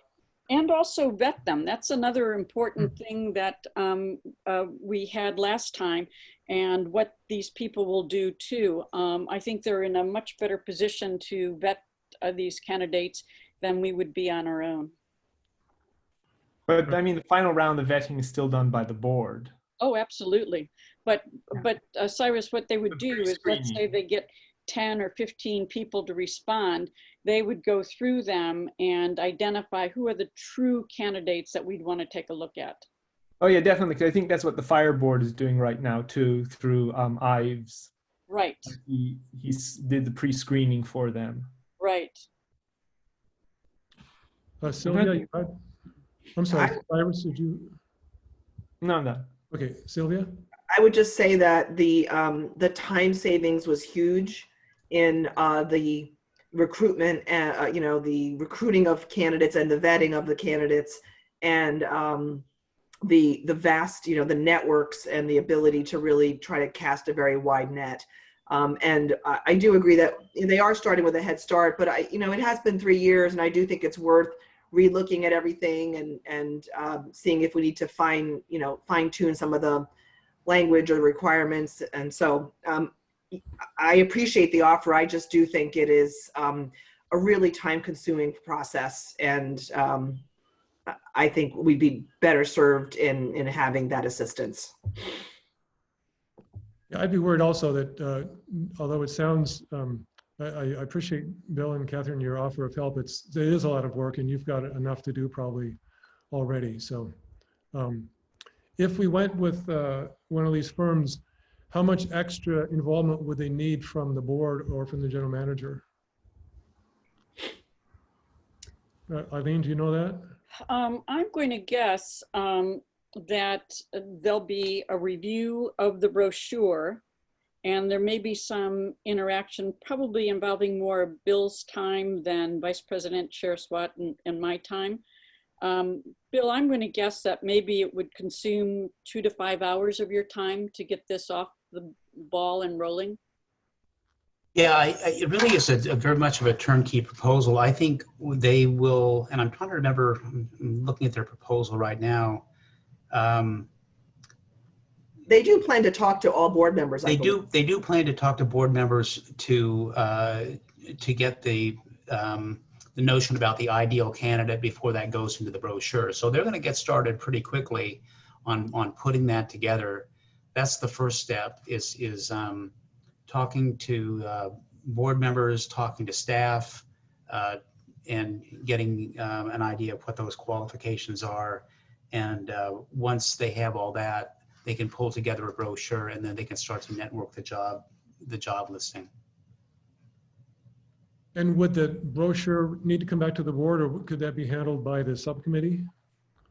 My recommendation would be to keep it in the hands of the subcommittee, and but all of you will have input on the ideal candidate, and so to the extent that the brochure reflects your thoughts, and I'm really pretty confident that it would, but with the blessing of the subcommittee, I think that it would be okay to just get out. All right. And Bill thinks that we have some photos that we could use in the brochure so that people get a sense of Kensington. And in his RFP, he did a very nice description of Kensington so that they have that to work with too, which should help them get off to a quick start. All right. Well, looks like we have some public comments. Just so we don't get up against the wire, I'm going to make a motion that we extend the meeting until, well, say 10:30. I'll second. Okay. Director Eileen? Yes. Cyrus? Aye. Sylvia? Yes. And I say yes. Okay, great. So we extend it to 10:30. All right. I'm going to take some public comments. Meryl, you should be able to talk. There you go. Hi.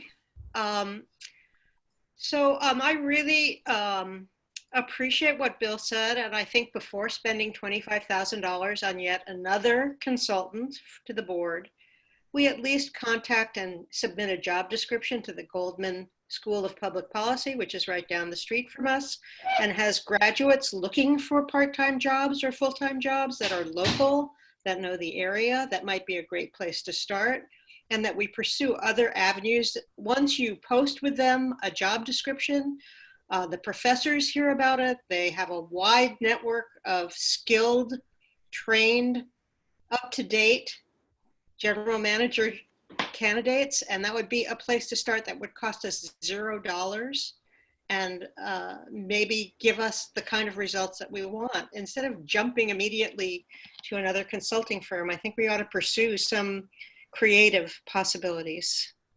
Thank you. All right, thank you. Anybody else from the public have any comments?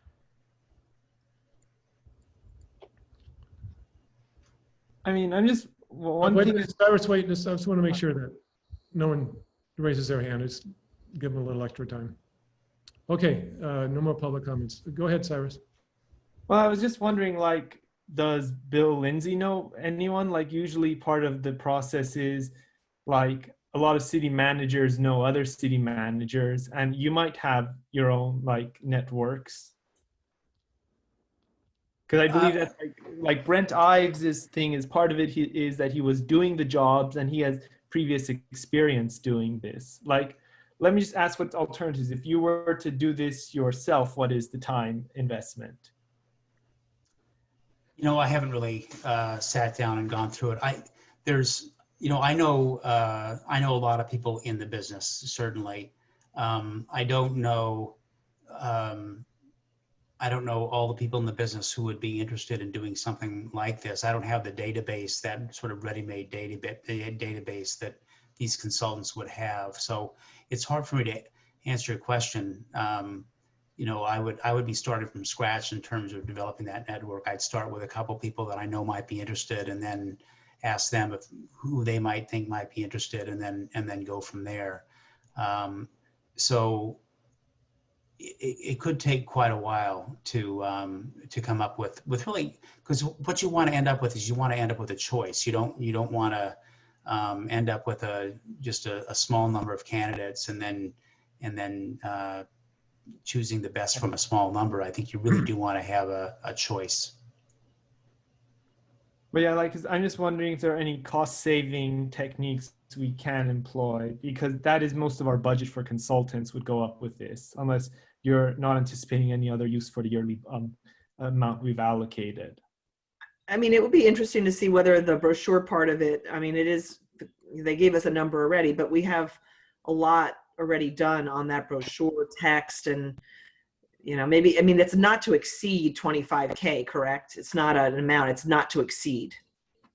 That's correct. And I should also mention that one of the advantages of having a consulting firm is they do provide a 1-year guarantee. If the candidate doesn't last a year, they do it again at their own cost. which is not something you get if you do it in-house, you know, that if it doesn't work out, you're going through the process again. You know, I can certainly have a conversation with the firm and see if there's ways to call it value engineer, especially the brochure, and see what we can do. I might just remember in the last process, I don't know, Eileen, if you can think back there, but you know, we had 3 really excellent candidates, and it was amazing that so much was done for us. Basically, we had to meet them, interview them, review their resume, meet them, interview them, and decide.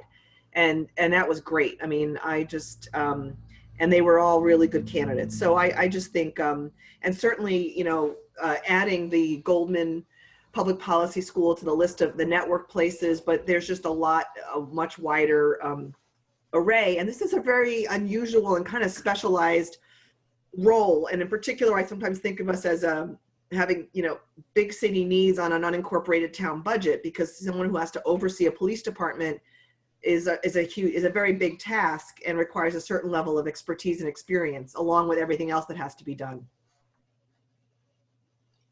And along with that, just to give a little bit more accent on that, is we don't have a large supporting staff.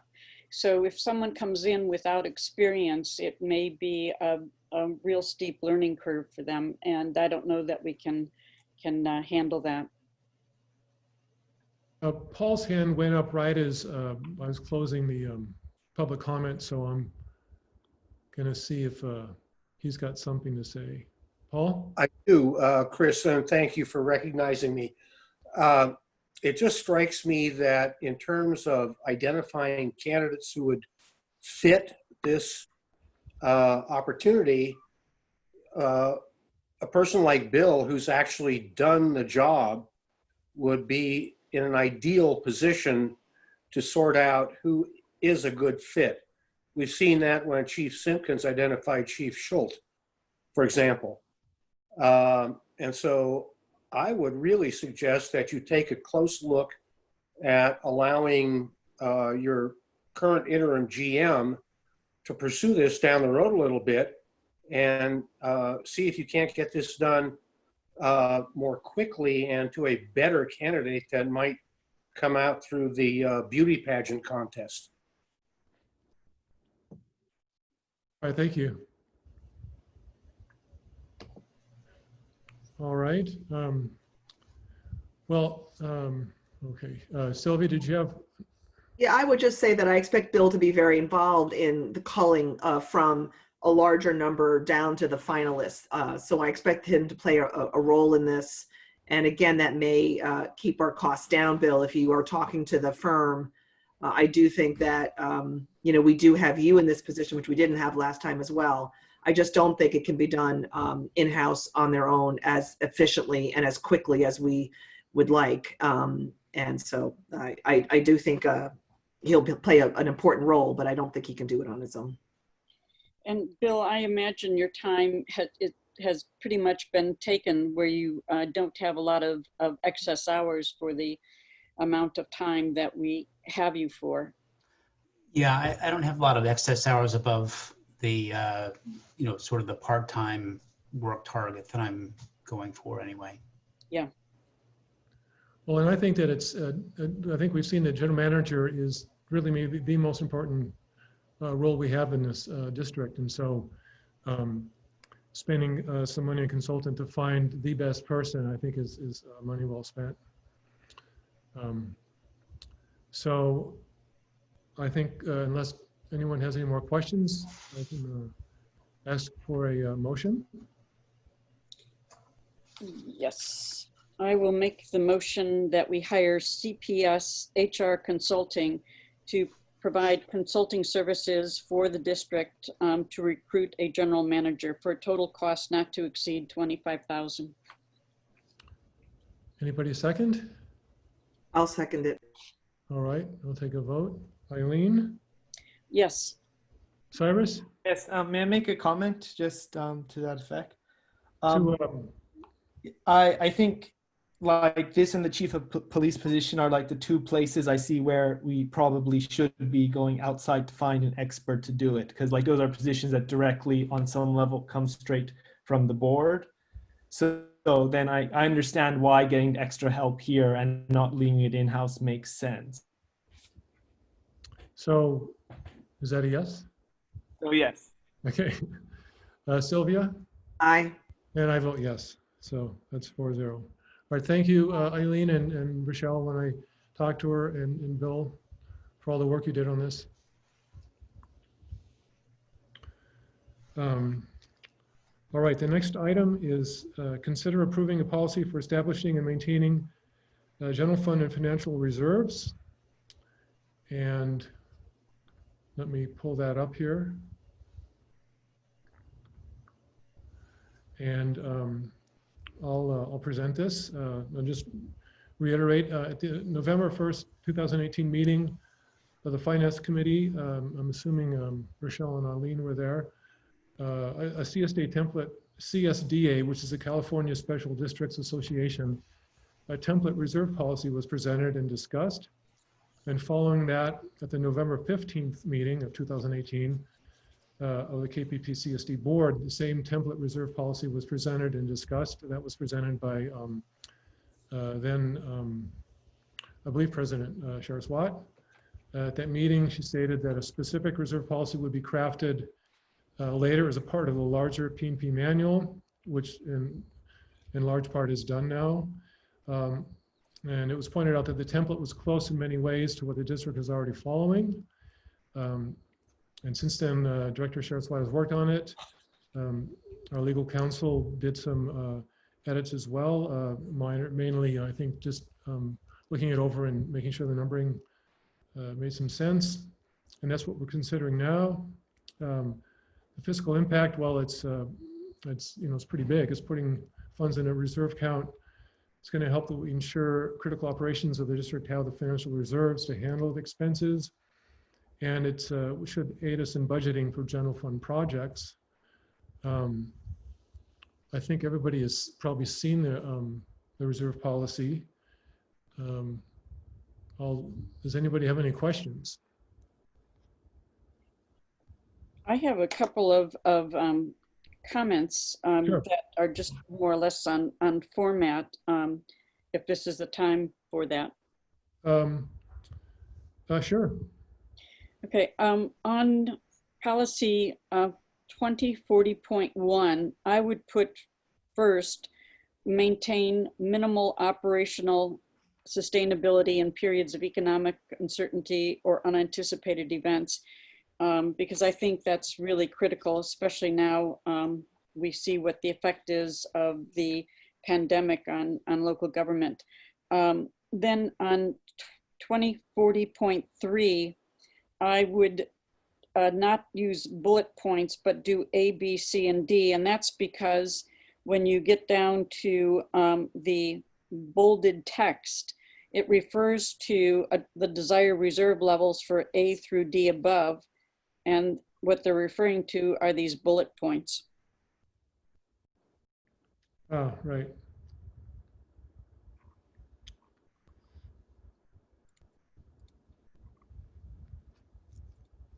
Right.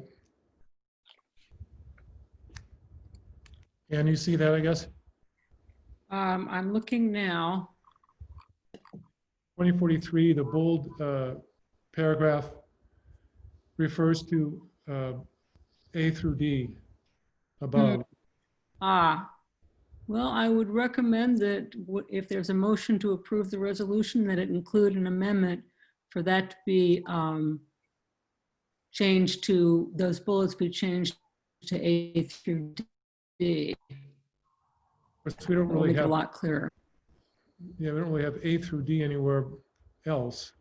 Well, I guess you could, you could just change for and above, for A through D above, you could change it to for the above, pursuant to the above bullet points. Right. Either way would be fine. It doesn't matter to me. Eileen, do you have a preference on that one?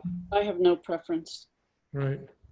And do I understand correctly that the second thing, Eileen, you said is that in the last bullet point in the first section, it should say maintain minimal operational sustainability? Yes, I was just picking up the word minimal from the CSDA. I'm not wedded to the minimal, but I do think we should have maintain operational sustainability in periods of economic uncertainty. It's my understanding is what the real purpose of a reserve policy is. So you want that to be the first bullet point, as you're saying? Yes. Right. I think that was your main point, was to move that up to the Oh, top. to move it above, I see. Yes. Right, yeah.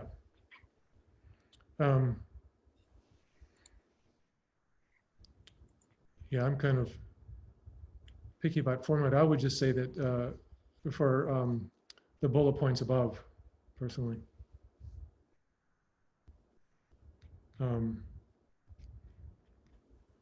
Well, okay, let me see if there's any public comments on this. Jim, I'm so surprised, Jim, you have a comment. Let me see here.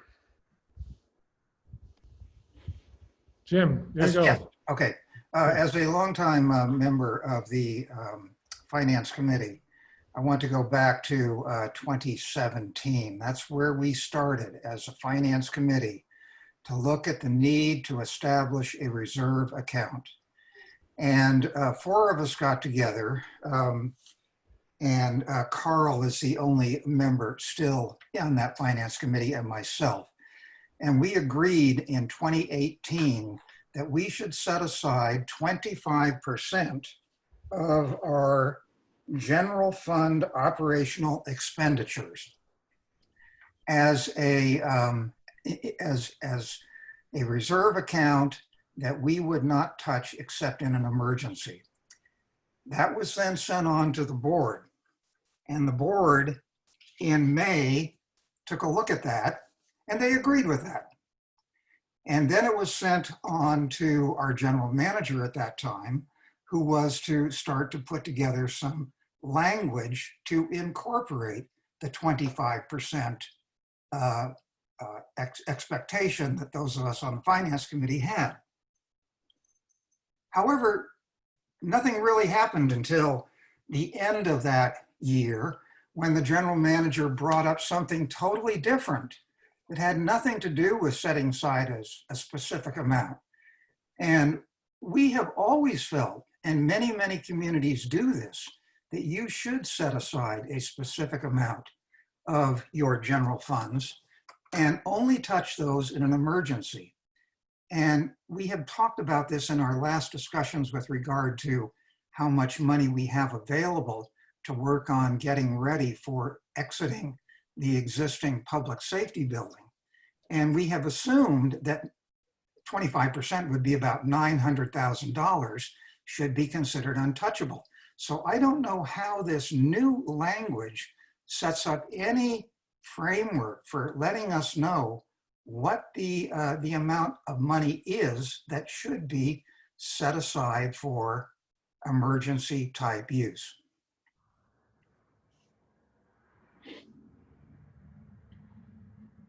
Well, I guess I would, is Catherine still with us? Yes, Bill and Catherine, or maybe Catherine's, is this clear enough to where you can either produce a revised budget or explain how this fits into the existing budget? Well, as I look at the policy as it's written, I think it's, I think it's pretty clear that we can attach dollars to the specifics that are in the reserve policy. And I think that in part based on what the auditor was saying is to make sure that there's board action really to establish it and that it becomes part of your financial statements. I think that's something that we could take this reserve policy, as I say, attach the numbers based on the current budget, go back to the board and have you ratify it with the numbers set up so that you also see what's going where. Right, so it'd be a two-step process, at least, of adopting the policy and then adopting the budget that reflects the policy. I think that's right, because the 25% is specific. That's Mhm. you know, that's just some math, really. But I think you also want to get some recommendations about the vehicle fleet reserve, the technology reserve, and some of the other projects as well. The capital improvements reserve, for example, would be another one. And in fact, as part of the budget, the board did actually adopt or include a capital project reserve, which was based on the balance in the community center project funds. I think about $80,000. That's something we want to bring back and make sure that is folded into your reserve policy as well. Okay. Ann, did you have a question? Is your hand Yeah, up? I have a remark.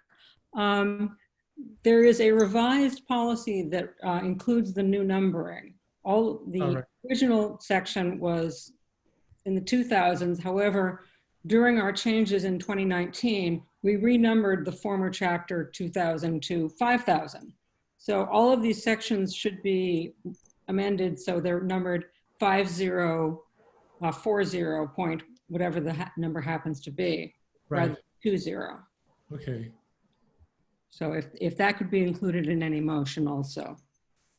So, and one more thing, just to respond or reiterate to Jim, the 25% is basically saying it's, around $1 million. So the reserve will be around $1 million for the general reserve fund, not the additional reserve monies for the other categories. So it's just not setting that exact amount. And I think that's what you guys did in the past. You set an exact amount for the reserve policy versus setting a percentage. Okay. And setting a percentage is much better than an amount, I think. Mm-hmm. So yeah, it's more relevant to that budget year. So Sylvia? Yeah, I have a question about, so I think Catherine just clarified it, which is that the other reserve accounts, which are restricted or at least have specific purposes, are not part of the general reserve then. Is that correct? That 25% would not incorporate those other reserve accounts? That's how I understand this policy. So maybe, I believe so, yes. Maybe, and that's how I understand it also. And those probably would be designated, those fixed dollar amounts as opposed to percentages. Okay, and just somewhat tangentially, but because we're talking about the capital reserve, those monies could potentially be matching for the Prop 68 grant money, correct? That's right. You can draw down on that and then build the reserve back up or just change the number. But yeah, that's I think a good reason to have one. But the other thing with Prop 68, if we can prove that we don't have a comfortable reserve, they will advance you. I believe it's 50% of the grant. I'd have to go back and look at that, but they'll advance you a certain amount if you can, prove that you need it.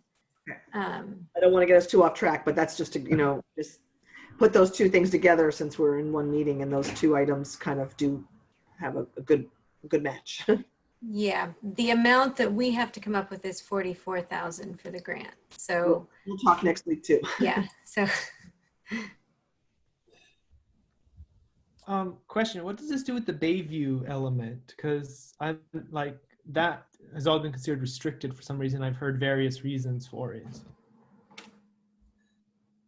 You mean franchise fees? Well, so in the general fund, there is, when we go through the numbers of money, there's the restricted amounts like the Bayview. Then there was like the amount that was put aside for temporary police housing at one point and for the community center, which sort of were like de facto reserves in a way. Like, are those still retained, the Bayview restrictions, or is this completely washing that away and starting over? Well, the Bayview is kind of an interesting one. Bill, you've probably dealt with this a little bit already. It's unclear if that's a legal restriction or just a functional restriction, but it is, I think it's accepted that it is a functional reserve, right? Yeah, I'm going to actually defer to district council on this one. Yes, this is It's, go ahead, I'm sorry. That's okay. This has actually been something of a moving target. For a number of years, public agency attorneys would recommend that franchise fees be used only for expenses related to the exercise of the franchise because it was an unknown. And then a case came out that suggested that the franchise fees proceeds could be put to the general fund, that it was simply income that the public agency could use as it wished. A more recent case that just came out, I believe a month ago, said, well, yes, but the amount of the franchise fees has to be connected to the value of the franchise fees. And calculating that is going to be quite difficult. So I think that I'm going to return to the prior advice, which is use the franchise fees for expenses that you can justify based on the Bayview's exercise of the franchise. Good. Which is what we've been doing in the past, right? Exactly. Yeah. But yeah, I guess the question is, does that remain in like the audit and the budget, how we calculate our restricted and unrestricted? That's the board. That's at the board's discretion. You can, whether or not you put it in the budget as restricted or not, is I think less important than you actually set it aside for those purposes. Because it would be clearer, I might suggest that you put it in a restricted fund. Right, and I don't think the policy doesn't preclude having a fund for Bayview. These are more specific goals, and that doesn't mean that you can't do anything else other than these goals, I would assume, right? Yeah. No. So In fact, I think it actually is in here in a manner of speaking, because there's a category of designated projects, special use reserve, and I think the franchise fees fall right into that category. Right, okay. All right. Okay. Well, I think this is a good idea. I think everybody, let me start. Jim, did you have any, we kind of went off on a tangent on your question, but is that okay, Tim? Can you hear me? Yes. Oh, yes, I'm very happy to hear that you're moving in that direction and that you agree that the money that we have been collecting from Bayview is a separate account and should be treated as such. Oh, I'm very happy to hear what's going on. Okay, all right, thank you. Go ahead. No, go ahead, Sylvia. I'd like to make a motion. I'm just not quite sure if I can find the proper language for it, but let me just get to my other screen if I could. Sylvia, can I interrupt a minute? Chris, it's 10:14. Right. I think we're going to need help from Ann on what the motion is with everyone's comments, but you might want to extend the meeting right now. Yeah, we might not get to everything, but sure, I'll do it. You want to make a motion then, Eileen? I'll make a motion that we extend the meeting to 10:45. Okay. I'll second it. And Eileen? Yes. And Sylvia? Yes. Cyrus? Aye.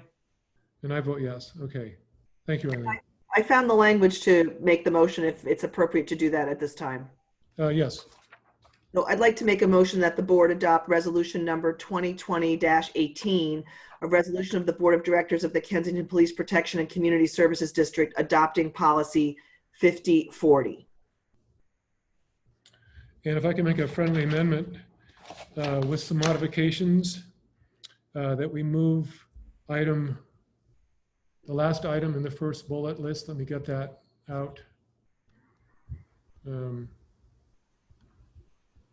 Sorry. Maintain operational sustainability, move that to the first bullet point. The second modification would be we change for A through D above to for the above bullet points. And the third modification is that this gets renumbered to reflect the new numbering system of our policy and procedures manual. I would agree with all of those changes. All right. Do I have a second? I'll second. All right. Take a vote. Eileen? Yes. Cyrus? Aye. Sylvia? Yes. And I vote yes. All right, we have a reserve policy. Hey.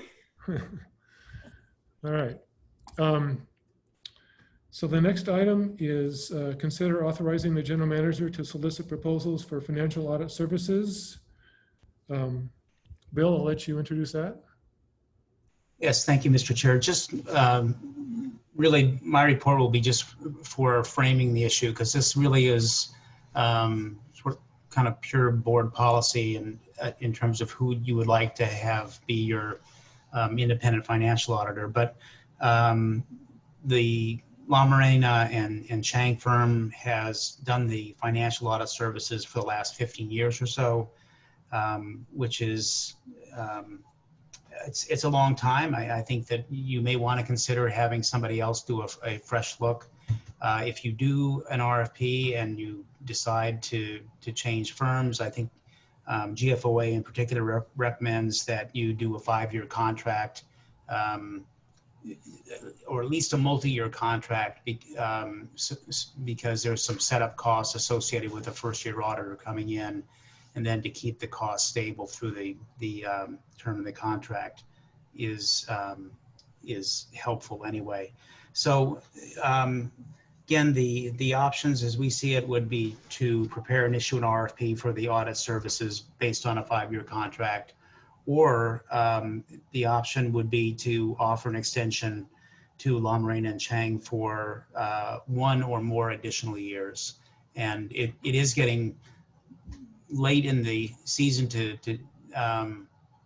so I think that you probably want to make the decision at tonight's meeting to change auditors, or at least solicit proposals, or you should re-up with La Morena and Chang for at least another year. But one or more of those options should be directed at this time.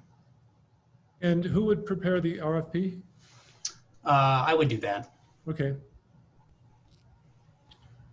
And when, so you say if we want to do this, if we want to make a change, we should do that, make a decision now. You really should, because the auditors are going to want to get started pretty quickly, and ideally you want to have the audit done before the end of the calendar year. That's an ideal, but which means that somebody's going to have to get selected and get started fairly quickly. And as a practical matter, I don't think that can happen this year, but you probably want to have it as a goal each and every year to have the audit done by the end of the calendar year for the prior fiscal year. So what's your estimate on it? If we wanted to get somebody different, what the timing, RFP selection, hiring, and all that? Well, we went with the search firms. We went basically a month to issue RFP, get responses, and get it back in front of the board. We could shoot to do that again, so that you would be considering awarding a contract at your first meeting in September. Mm-hmm. That would be a goal. That's pretty quick, but it's a possibility to do that. And again, you might want to consider appointing an ad hoc committee again to review proposals, RFP, and it was helpful last time, and get something in front of the board quickly. All right. Any board members have questions? I think it's a very good idea, and it was a goal last year to start the audit for various around this time, and for various reasons it got off to a slow start, but it really would help to get the audit done as soon as possible. I also agree it's a good idea to, it's not great practice to have the same auditing firm for a really long time without at least, taking a fresh look. I just think there's always problems when, I have found that there have been problems when auditors have stayed with a group for a long time. It can create, issues. So I think it's a good idea. I mean, I've heard there were reasons why the district has retained only one auditor, and it has to do with the fact that I think in the past, when they went out for an auditor, they never got someone. And when they did, their replacement was a disaster. So there's also been reasons why the district has retained the same auditor, and he's done a good audit year in, year out. Nothing says he won't be chosen again.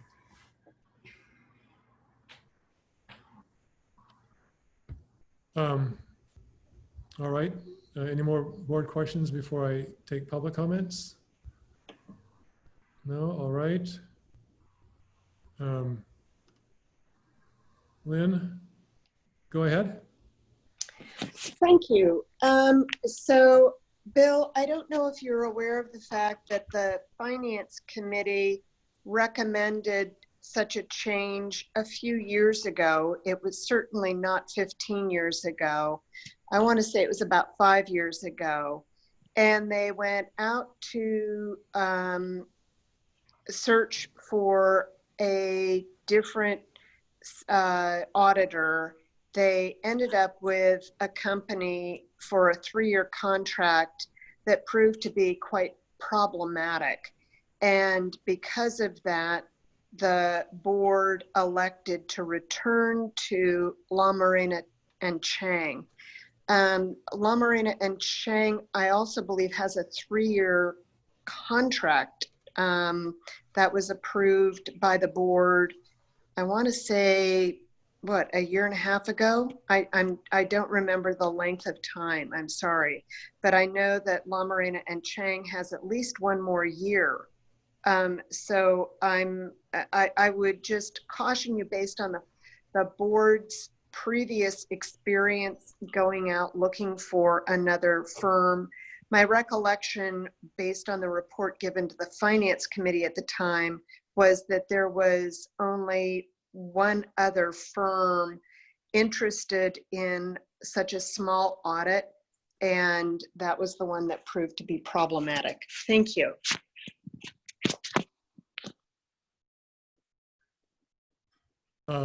Thank you. Let's see here.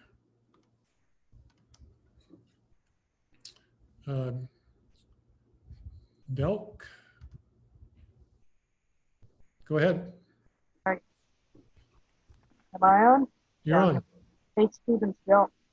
The firm that Lynn was referring to was Spector and Company, and the years were 2013, 14, and 15.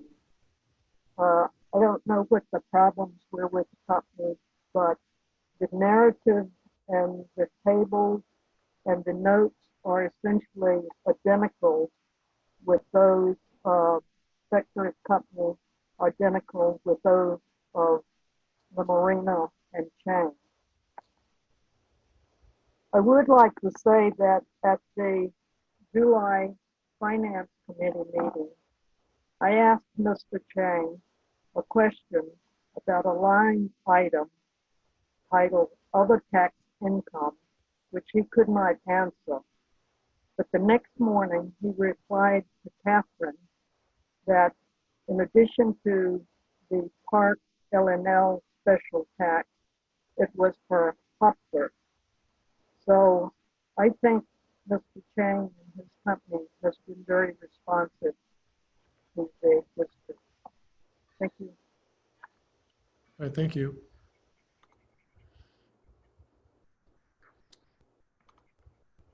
Julie? Thanks, Chris. My comment is really brief. I just want to say that I support the proposal to obtain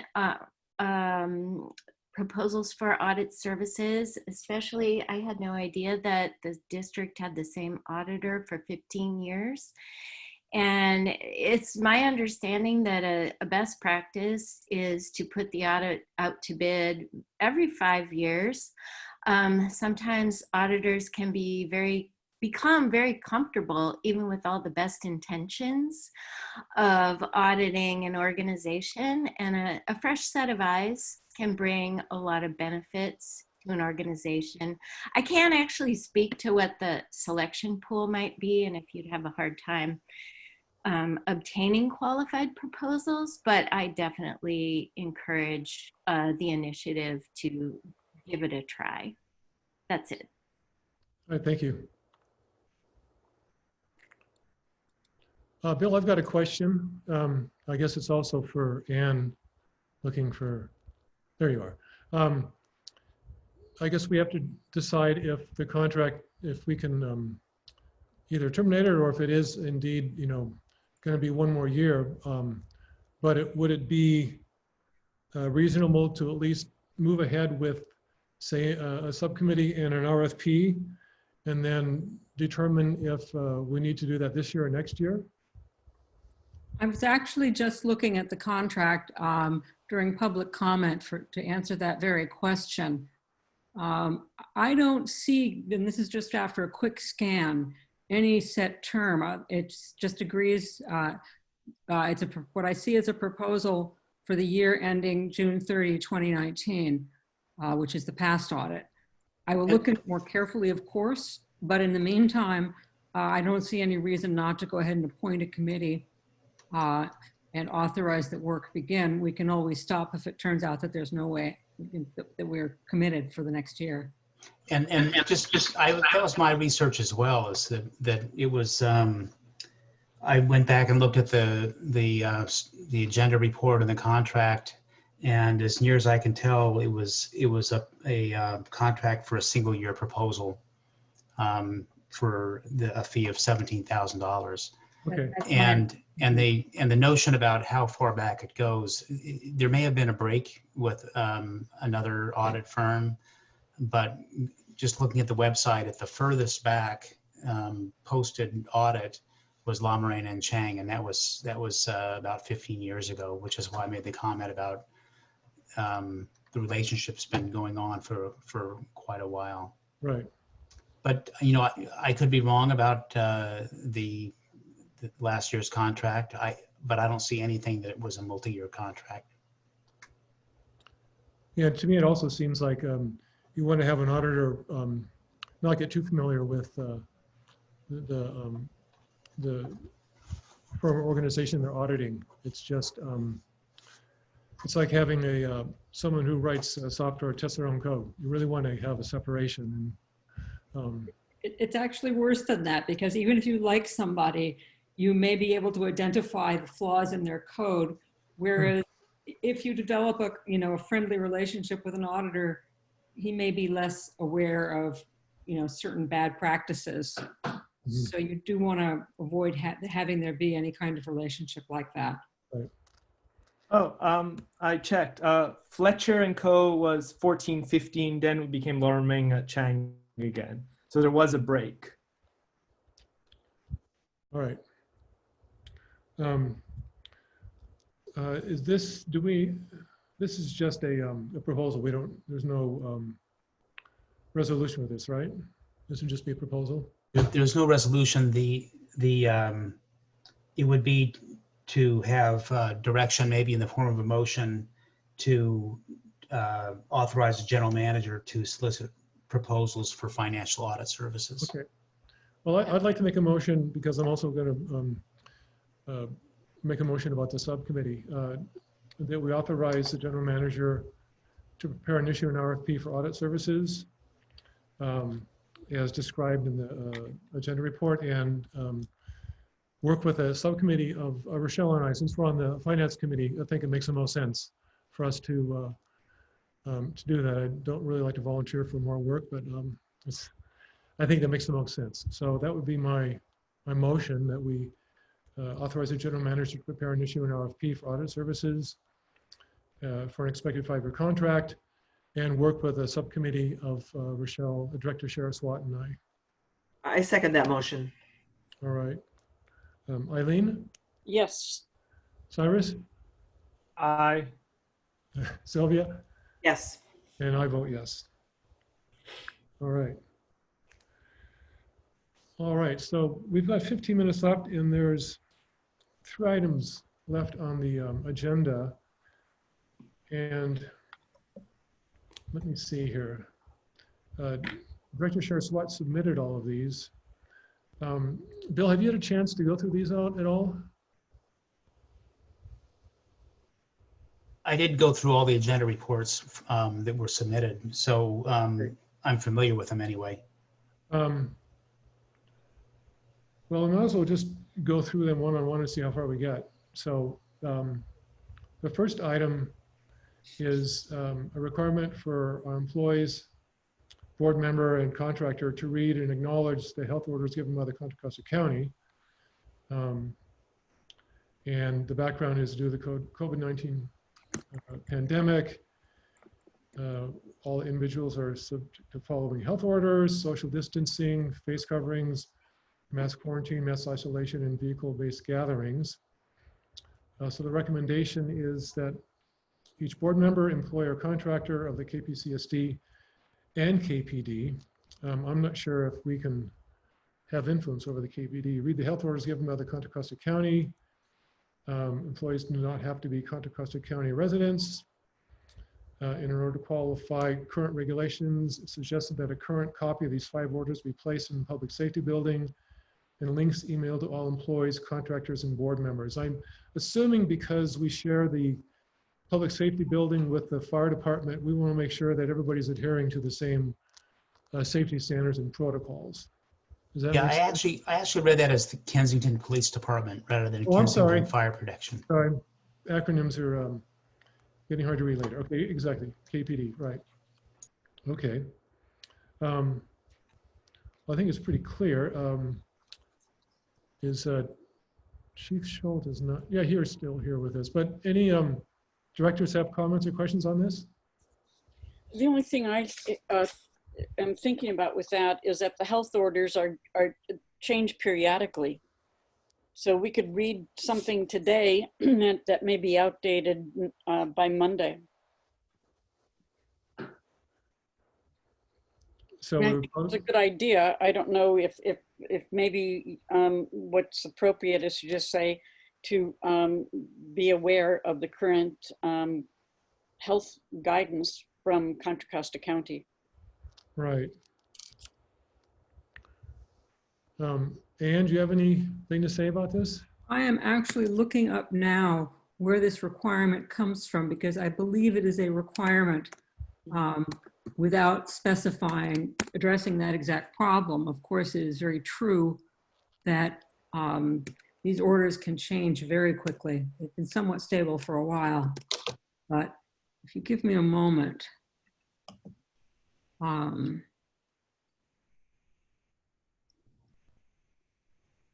think it was a state level. Al OSHA's new reporting. That's not it.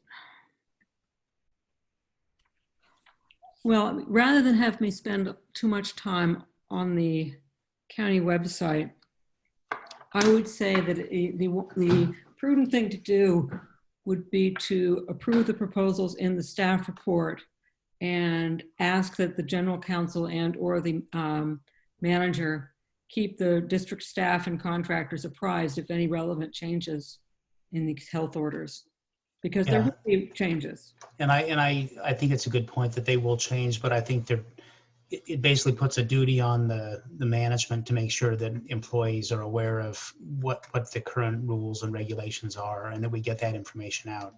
Right. It's for our own protection. Right. As much as anyone else's, frankly, in case somebody, God forbid, does get sick while they're at work. Right. Chief Schultz, this would affect you, of course, directly or indirectly. Do you have any comments on it? I weekly look up the health orders on because they do change continuously. So posting them is not going to do any good unless we print them out every time they change and post them. So I don't know if that would be such a good idea. My concern is that we may be required to do this. Oh, we're required. I'm not sure. I'm trying to track that down.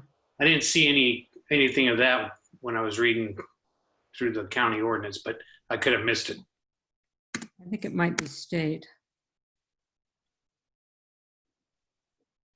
There doesn't seem to be any great harm.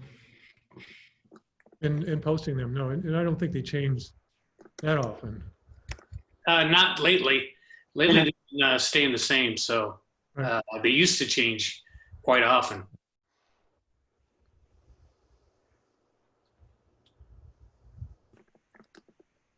All right. Let me ask for public comment on this.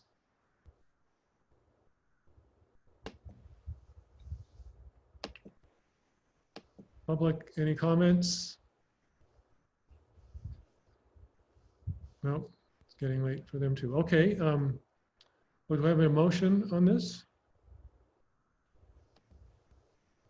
I'll make a motion that we adopt the resolution I have to go find the language. Excuse me for a second. It's hard to keep track of all my things here. That we, or direct, I guess. Is it a motion or is it just a direction? I believe that either one would do. Right. Same motion is usually clearer.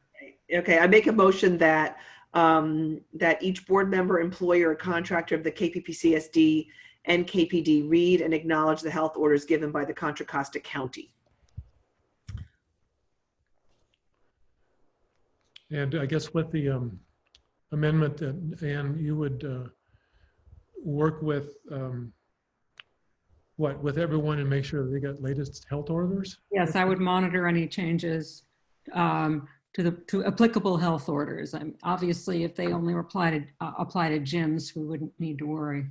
I mean, this does also say that this should be completed by September 1st. And so I assume that we are, I mean, it's very clear that we are to read the current health orders and acknowledge that we've read them no later than September 1st. So. And if I haven't already. Well, and that they should be posted in the public safety building. Yes. And I would just make the caveat, if you're going to do that, that it be the current order. Right. Yeah, it does say, it's suggested that a current copy of these 5 orders. I have a question. Do employees need to actually sign that they've read the order? Yes. Acknowledge it? Okay. It says that all board members, employees, or contractors will send an email to the general counsel stating that they have read the orders and attachments. And the attachments and links are included in this particular document, so they could be sent to everybody proactively.